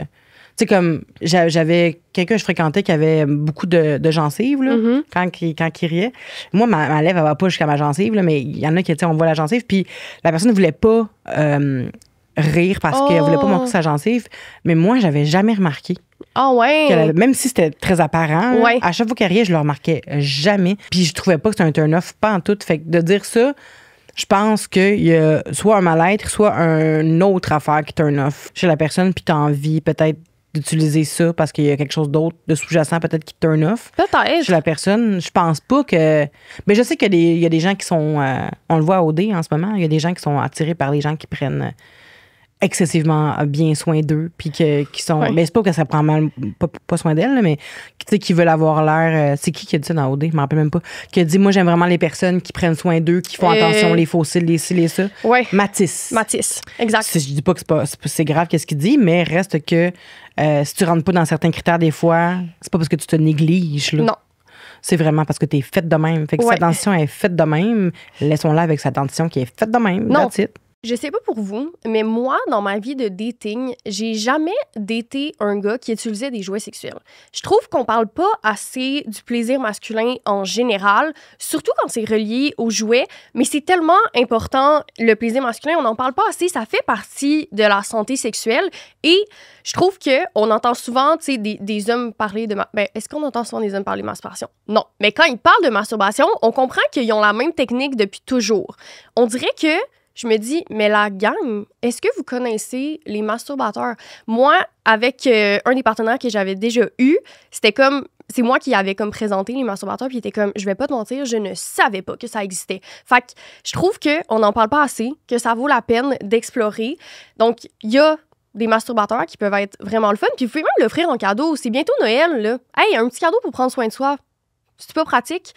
On a aussi, bien évidemment, le plaisir de la prostate qui est pas encore exploré. On veut forcer personne, mais c'est le fun d'essayer, sinon on peut pas savoir si on aime ça ou pas. Donc, il y a aussi plein de jouets pour la prostate. Il y a quelques personnes qui disent comme « Hey, tu sais, moi, je suis peut-être pas à l'aise d'y aller vraiment avec ma main. » Mais il y a plein de jouets qui existent pour stimuler la prostate, pour découvrir de nouvelles sensations. Les cock rings aussi, c'est tellement sous-estimé.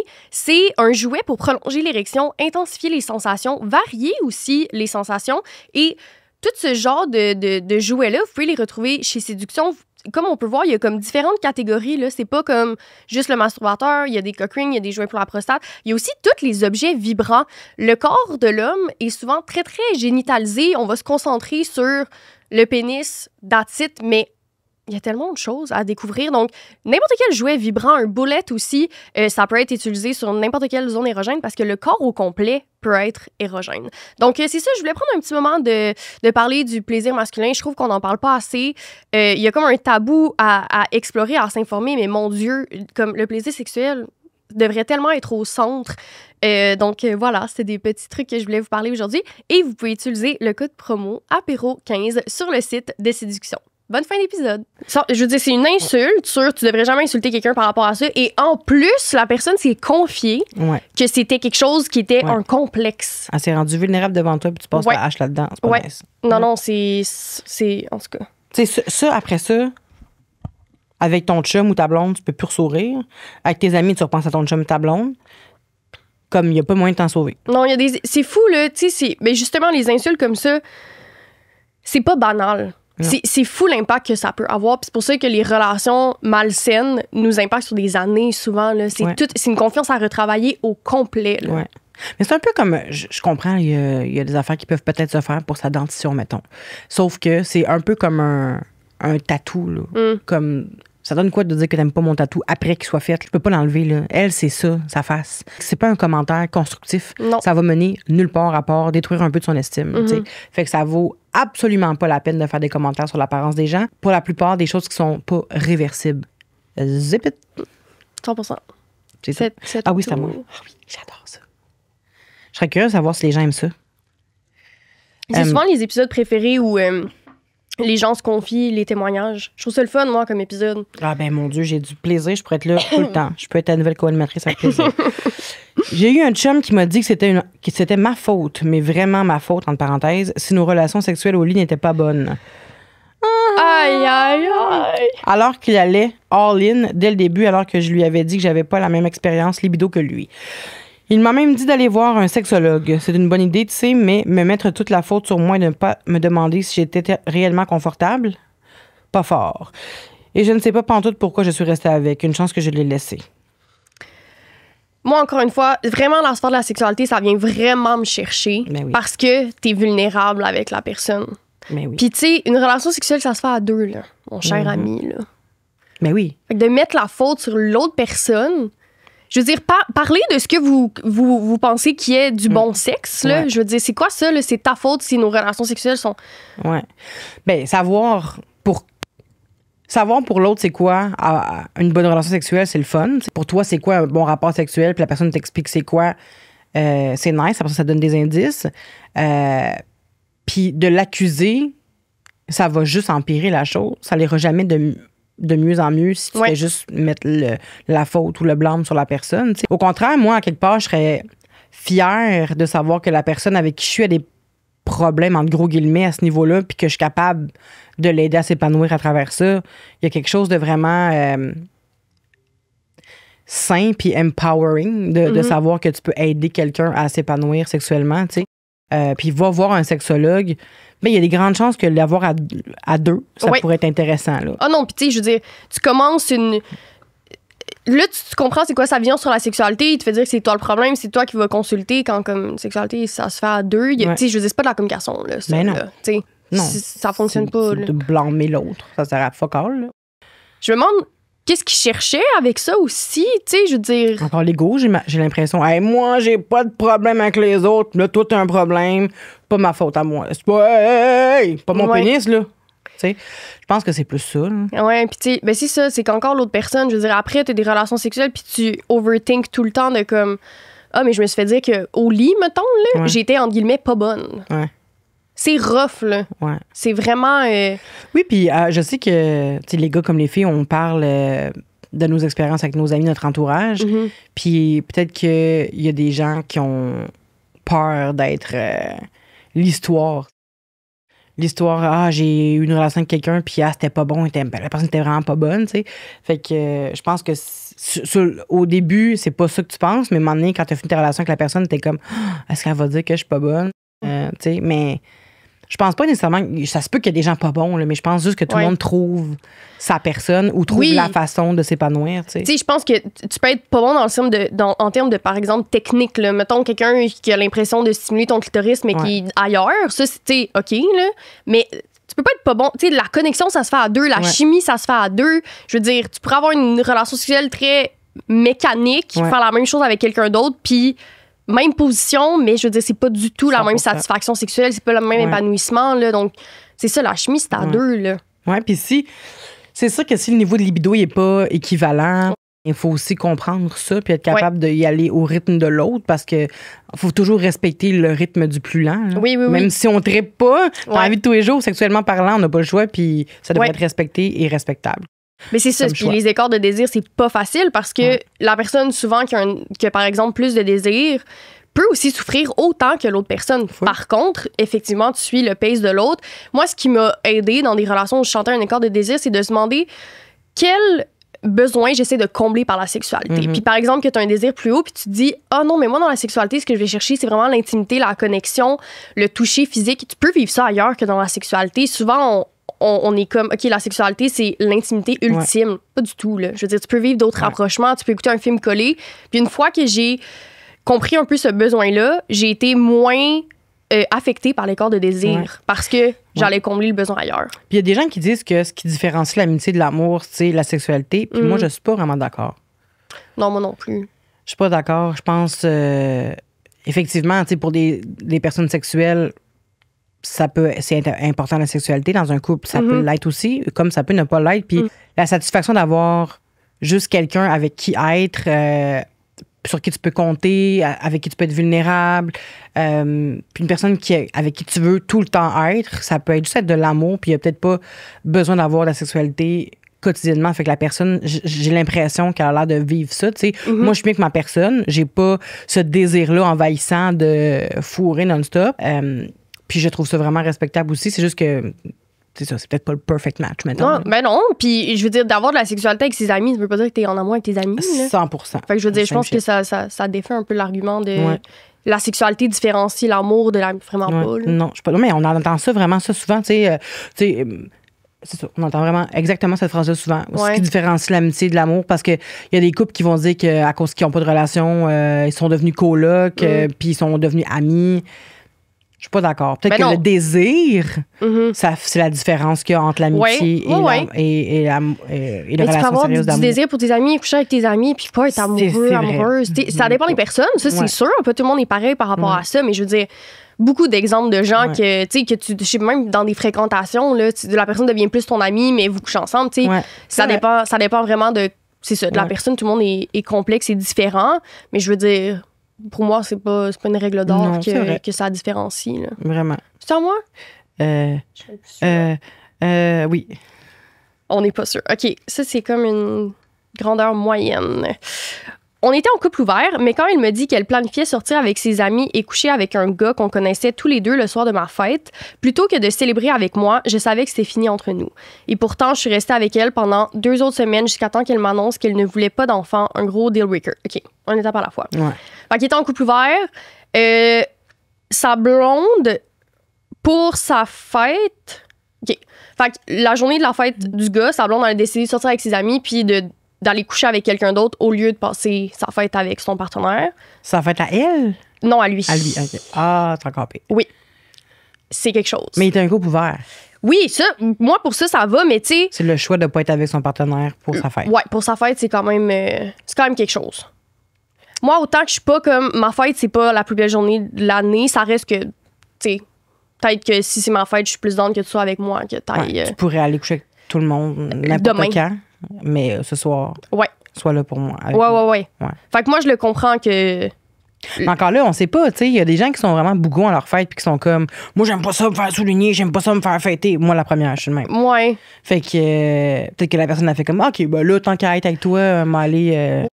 Non, c'est sûr, mais tu sais, coucher avec un gars qu'on connaissait tous les deux... Ouais, non. OK. Il y a plusieurs layers. Ouais, il y a quand même des affaires, là, tu sais. Puis après, ça, l'affaire des enfants, bon, ça, c'est un gros deal breaker. Moi, c'est pour ça que les enfants, je l'aborde rapidement en date. Il faut. Ouais. Je trouve que souvent, c'est comme, t'en parles longtemps après, non, là, que ça soit un deal breaker du bord ou de l'autre, c'est important. Tu veux pas te ramasser 10 ans en relation. Ouais, c'est ça. Non, puis l'affaire là-dedans, c'est que des fois, ça change aussi, tu sais, à travers... Moi, j'ai vécu une de mes amies, justement, qui a été super longtemps avec son partenaire, puis ils se sont toujours dit qu'ils voulaient des enfants.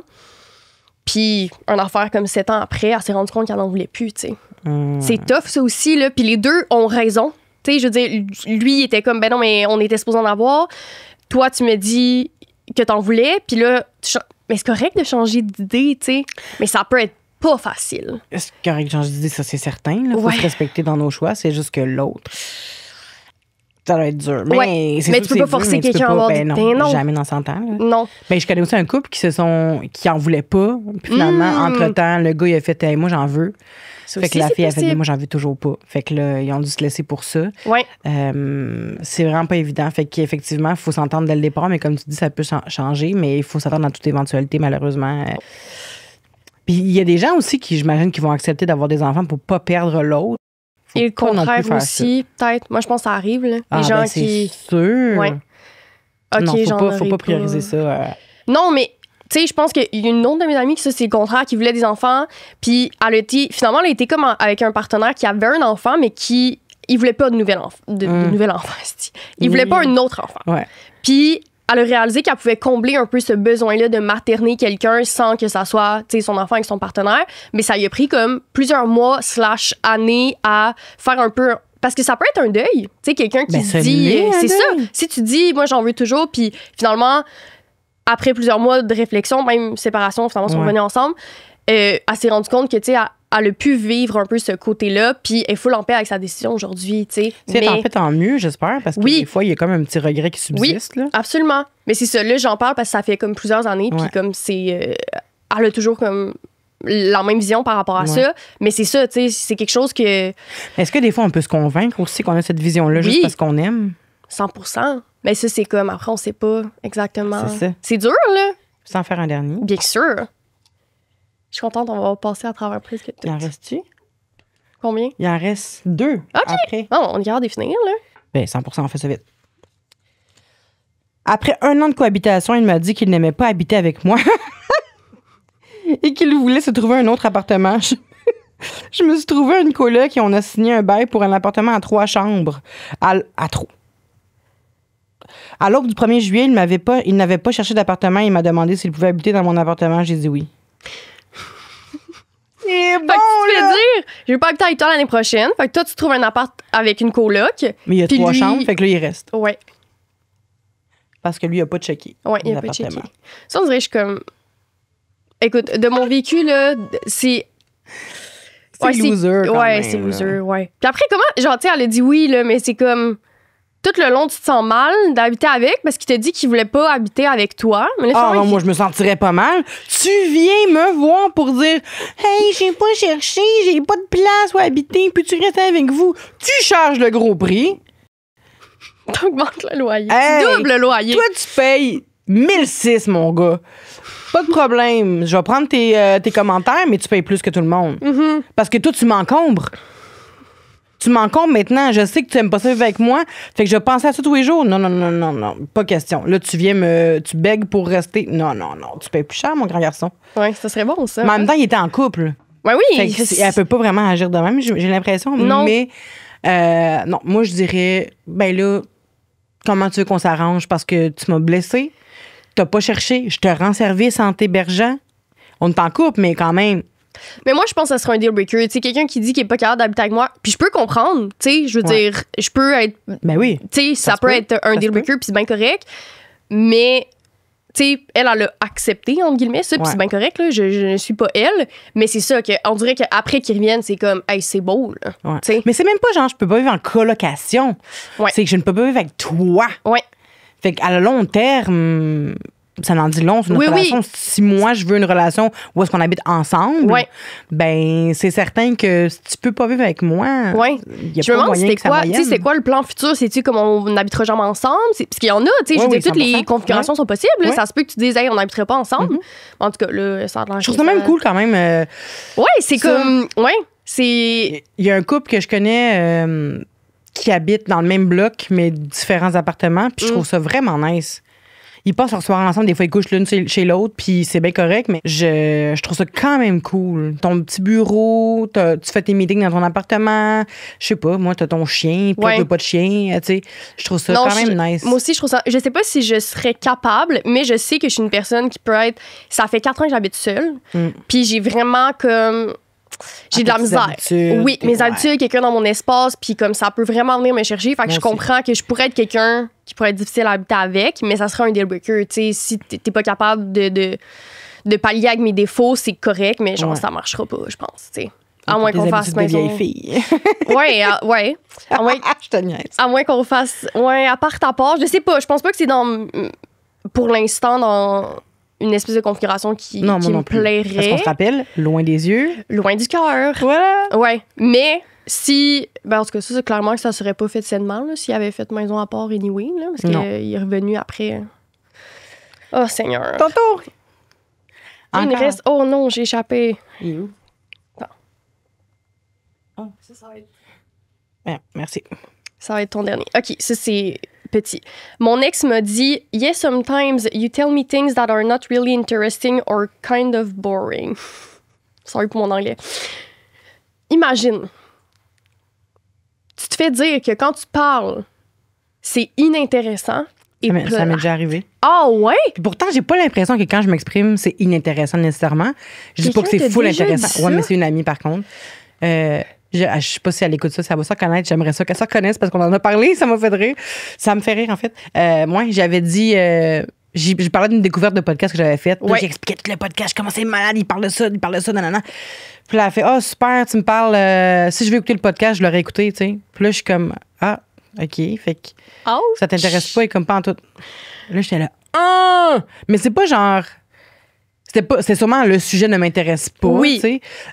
Mais reste que... Moi, la parole, je la prends souvent. Fait que c'est ma personnalité, je m'exprime comme...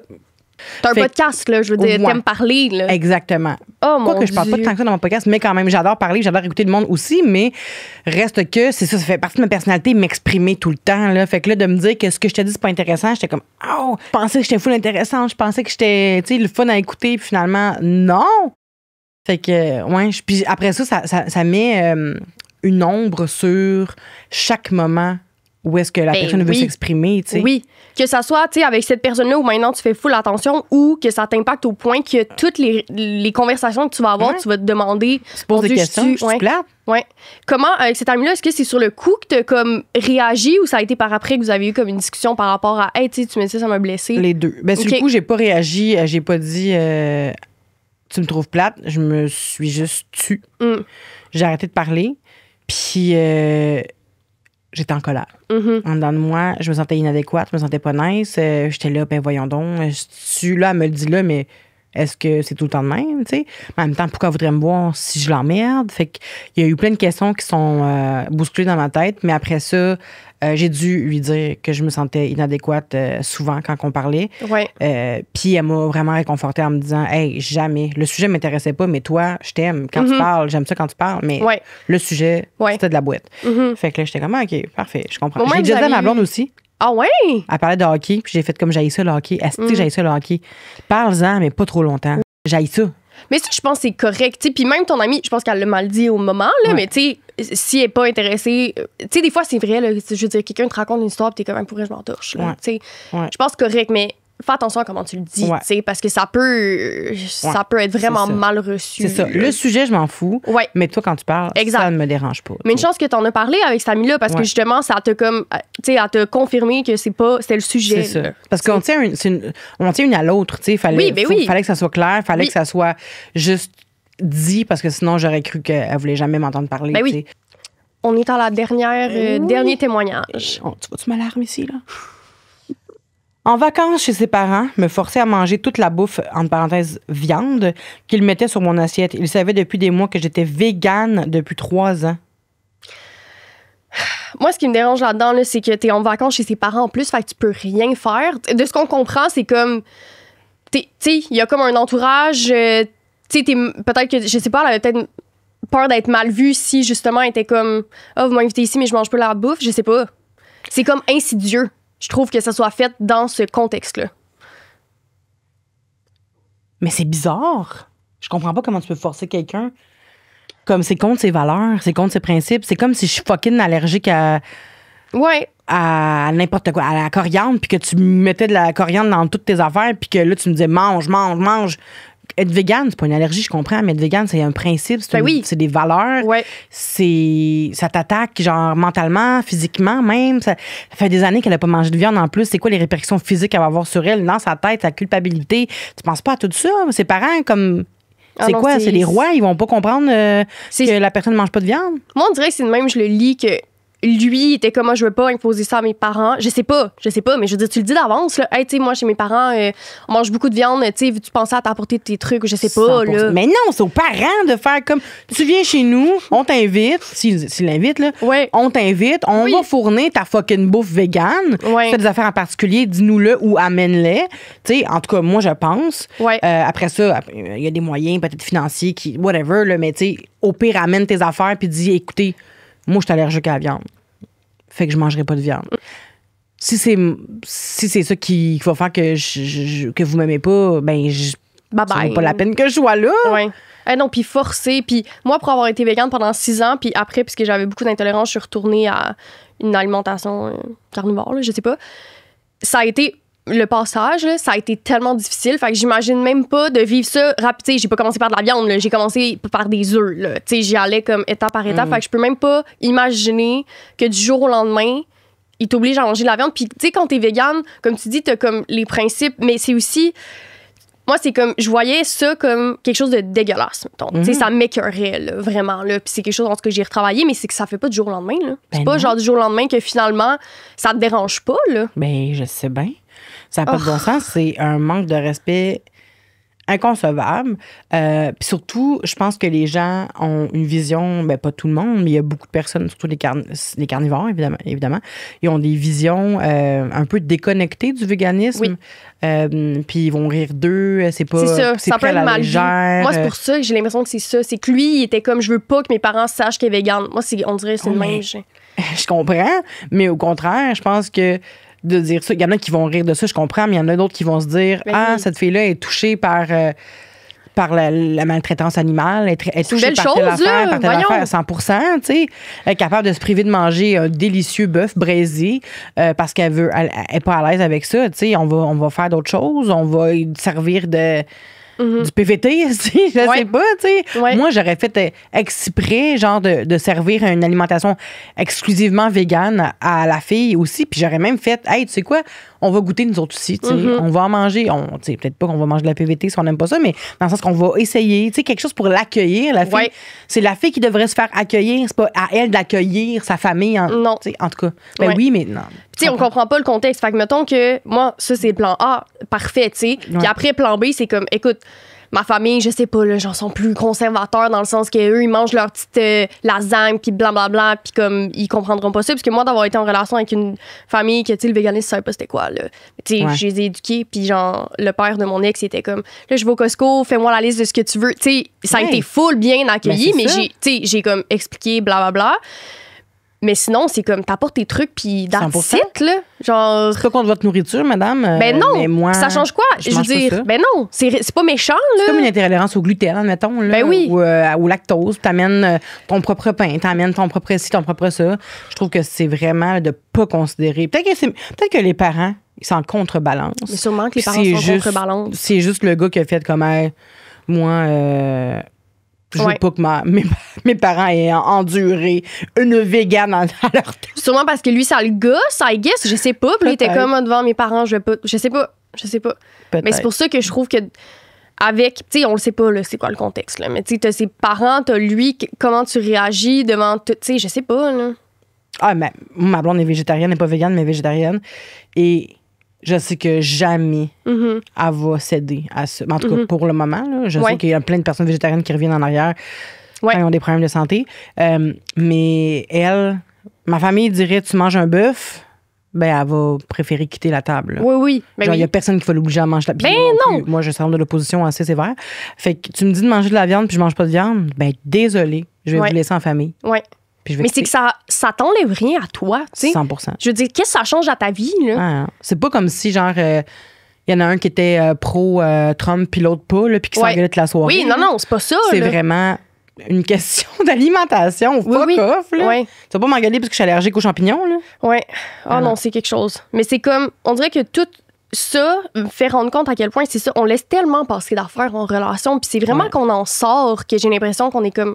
Oh my God. Moi, ce qui m'a aidé, c'est vraiment basic. Le métier de se dire, est-ce que si mon ami vivait ça, je trouverais qu'elle est dans une bonne relation.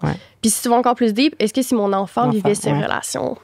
Ça aussi, ça vient, on dirait, chercher, là, puis ça permet vraiment d'enlever la normalisation qu'il peut avoir avec des comportements. Tu te dis, quel conseil je pourrais donner à ma meilleure amie, à ma nièce, à mon neveu? Puis si c'est quitte, t'es pas dans une relation saine. Exact. Belle conclusion. On serait rendu au segment des confessions sexues. Tu te rappelles de ça? Oui. OK, parfait. Les confessions sexues, présentées par Séduction. En fait, on en a parlé tout le long de la vulnérabilité. Oui. J'ai reçu Anne-Marie Ménard à mon podcast dernièrement qui on parlait avec Judith Fetzer, puis elle disait que l'orgasme en soi était vraiment vulnérabilisant et ça l'a dénoué tellement de choses. Une phrase que j'ai faite, c'est pour ça dans mon passé, peut-être que c'est pas juste pour ça, mais c'est pour ça dans mon passé que j'avais de la difficulté avec ça, de me laisser aller complètement parce que l'orgasme me rendait trop vulnérable.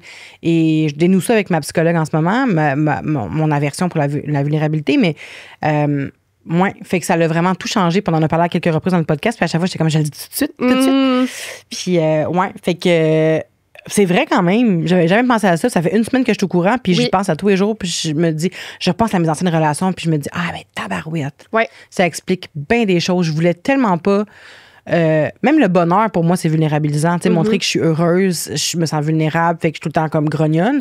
Même si je sais que le monde pense pas que je suis grognonne tout le temps, mais je suis pas tout le temps grognonne, mais tu comprends ce que je veux dire? Comme sous mon air un peu grognon, il y a une petite fille qui a peur d'être vulnérable. Et l'orgasme en fait partie. Mais niveau émotionnel, mais niveau corps aussi. Parce que les hormones qui doivent être sécrétées, tu dois passer du système nerveux sympathique à parasympathique, tu passes d'un système nerveux en alerte à un système nerveux qui est plus dans la détente. Fait que même ça, t'as besoin d'être vulnérable, t'as besoin d'être bien, t'as besoin d'être relax pour atteindre l'orgasme.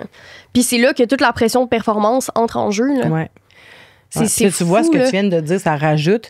Parce que moi, je suis tout le temps en hypervigilance. Toujours, mon cortisol, toujours.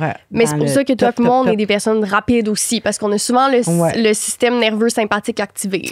Toujours comme je suis en danger. Oui. J'agis tout le temps en danger. Je passe le balai, comme s'il y avait quelqu'un qui me watchait, je fais quelque chose. Il y a un ours qui s'en vient, il faut que je passe le balai. Tu sais, c'est comme. Ça n'a pas de bon sens. Fait que ça me fait du bien, ça va me faire du bien, je pense, sur le long terme, de penser que c'est correct de me calmer aussi. Tu sais, j'essaye de me calmer parce que je vivrai pas longtemps. Je suis toujours dans le... Toi non plus. Oui, non, c'est ça. Il va falloir qu'on réduise notre niveau de cortisol qui a été mis tout le temps, là, puis notre hypervigilance parce que ça n'a pas de sens. Parce que même au niveau de la sexualité, ça fait pas des bons rapports pour personne. Tu sais, je dis pas que je suis tout le temps comme celui qui vive, là, mais reste que je sais que l'orgasme est plus difficile à atteindre dans certains moments. Ouais. Surtout quand j'ai passé une journée vraiment, tu sais, où est-ce que j'étais très nerveuse, mais il y a toujours une urgence de venir, une urgence de faire venir l'autre, une urgence de faire quelque chose. Oui. Fait que d'agir dans l'urgence, c'est jamais positif, là, tu sais. À part aller super bien vite, là, c'est pas une bonne idée, je pense. Oui. Non, c'est une belle conclusion. Comme tu dis, ça fait un parallèle avec l'épisode aussi. Oui. Fait que, vraiment. Pour être, comme tu dis, quelqu'un de rapide, je pense que c'est correct, tu sais, qu'on le soit, mais il faut être capable de tomber un peu de l'autre côté, tu sais, parce que souvent, tu sais, nous, on va se faire recommander, fais de la méditation, tu sais. Puis là, pour nous, ça nous stresse. Mais moi, pour avoir essayé, je suis incapable parce qu'on dirait que je pars de tellement loin que moi, ça a commencé à... J'écoute des films, puis j'essaie de... Quand j'écoute des films, je m'endors tout le temps parce qu'on dirait que je suis comme... tellement sur comme le stress, puis là, mon corps se relaxe quand j'écoute un film, fait que je m'endors, là. Ouais. Autant qu'après, je fais de l'insomnie parce que justement, je suis tout le temps stressée. Là. Fait que tout ça, c'est tout qu'un travail, mais c'est fou à quel point les hormones impactent. Tu sais, je veux dire, toi et moi, on a du cortisol, là, ça roule là, dans le sang. Il y en a. Puis ça fait que c'est ça, tout est vite. Ça a besoin de vite aller, mais c'est ça, faut être capable de le balancer. Parce que je pense pas que c'est négatif, mais de tout le temps être de même. Moi, j'ai commencé à faire de l'insomnie, notamment, à me réveiller, puis soit pas capable de m'endormir, ou me réveiller en plein milieu de la nuit, parce que mon cœur, il bat à genre 700. Ouais, ça, c'est ma nouvelle réalité. Oh, shit. Ouais. Mon psy était comme, relax. Puis je suis comme, non, mais la méditation, ça le fera pas. C'est du sport? Oui, la course à pied. Ah oui, la course. Puis ça, c'est le pilier de ma santé mentale. Moi aussi.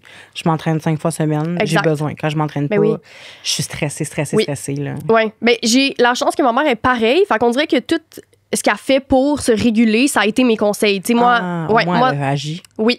Parce que je suis mini ma mère. Là. Fait que, elle, ça a été. C'est comme moi. Ben, je suis comme maman. Ouais, ça a été. Elle se régule pas. Ma mère, c'est le sport. Puis c'est vraiment, tu sais, dans les moments difficiles où justement, moi, c'est ça que je délaisse, là, tu sais, d'avoir moins de temps. Ou, tu sais, puis elle était comme, Rosie, je sais que tu as dormi 3 heures, mais vas-y. Puis c'est fou. Parce que justement, ça, autant que la course, ça booste le cortisol, après, c'est que ça descend, là, tout ça. Puis c'est fou, moi, le bien que ça me fait. Là. Ouais.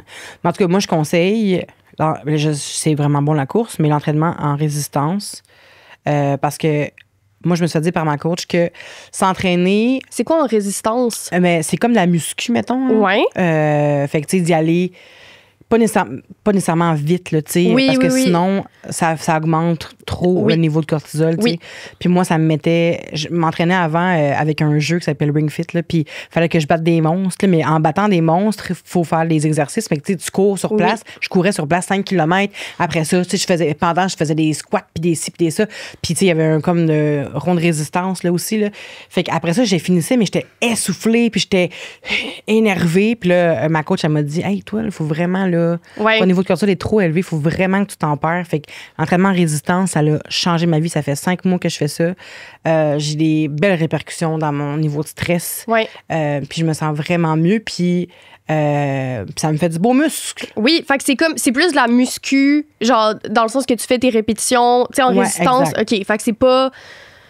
Comme tu t'instaures pas une vitesse là-dedans, dans le fond. Non. C'est comme plus lent. Il y a des journées par semaine que je fais un peu plus de cardio. 2-3 jours par semaine que je fais plus de cardio, que je mélange la résistance au cardio. Oui. Qu'il faut aller un peu plus vite. Mais sinon, tu sais, je vais à mon rythme pour les répétitions. Puis ça a changé beaucoup de choses. Non, mais 100%. Je comprends. Mais la course, évidemment, je sais pas, je cours pas. Oui. Non, mais c'est vrai que ça augmente le cortisol pendant, mais après, t'as quand même une espèce de relâchement. Fait que, tu sais, ça aide, mais c'est le défaut de la course quand même. Là, parce que tu sais, le système sympathique, que tu as l'impression d'être qu'un ours te court après, on s'entend que courir, ton cerveau, c'est ça qu'il pense. Fait que c'est ça qu'il faut faire attention. Mais... Pour ça que je cours pas, Rosie. Voilà. C'est ça la raison. Non, mais c'est pas le meilleur sport que je pourrais faire, mais pour moi, c'est ce qui fonctionne. Moi, on m'a dit la piscine. Oui, la piscine, c'est comme... La résistance, oui. Le pilates, mais... Le Pilates, c'est pas fat-friendly toujours, tu sais. Non, puis financièrement, c'est pas full accessible. Puis moi encore, je trouve que c'est comme là, faut que je me déplace à quelque part un cours, je trouve ça long, tu sais. Je suis comme, la course, c'est comme, je mets mes souliers, c'est parti, là, tu sais. La muscu, tu sais, que ça soit, tu sais, on dirait que t'es plus en contrôle. Pour tous les budgets aussi. Oui. Ouais. T'as bien raison. Fait que... Merci beaucoup de m'avoir accueilli. Merci, je suis contente. J'ai vraiment aimé cet épisode. Mon épisode. J'ai adoré ce moment avec toi. C'est le fun de faire un podcast avec quelqu'un qui fait des podcasts aussi. Mais ça. C'est comme fluide. J'adore. À la semaine prochaine, la gang, puis merci beaucoup, Vanessa. Et on rappelle que ta chanson est sortie. Oui, d'aller l'écouter. Tu l'as bien cherché. Oui. Donc, qui fait aussi un parallèle avec l'épisode. Oui. Yeah. Merci beaucoup, Rosie. Merci. Bye. Bye bye. Je tiens à remercier toutes les personnes qui rendent ce beau projet possible, notamment nos 2 partenaires officiels, Séduction, envie de pimenter ta vie sexuelle ou simplement de mieux te connaître. Chez Séduction, on t'écoute, on te guide, on t'équipe. Le plaisir commence ici. Camellia Sinensis, une référence locale pour découvrir et apprécier le thé.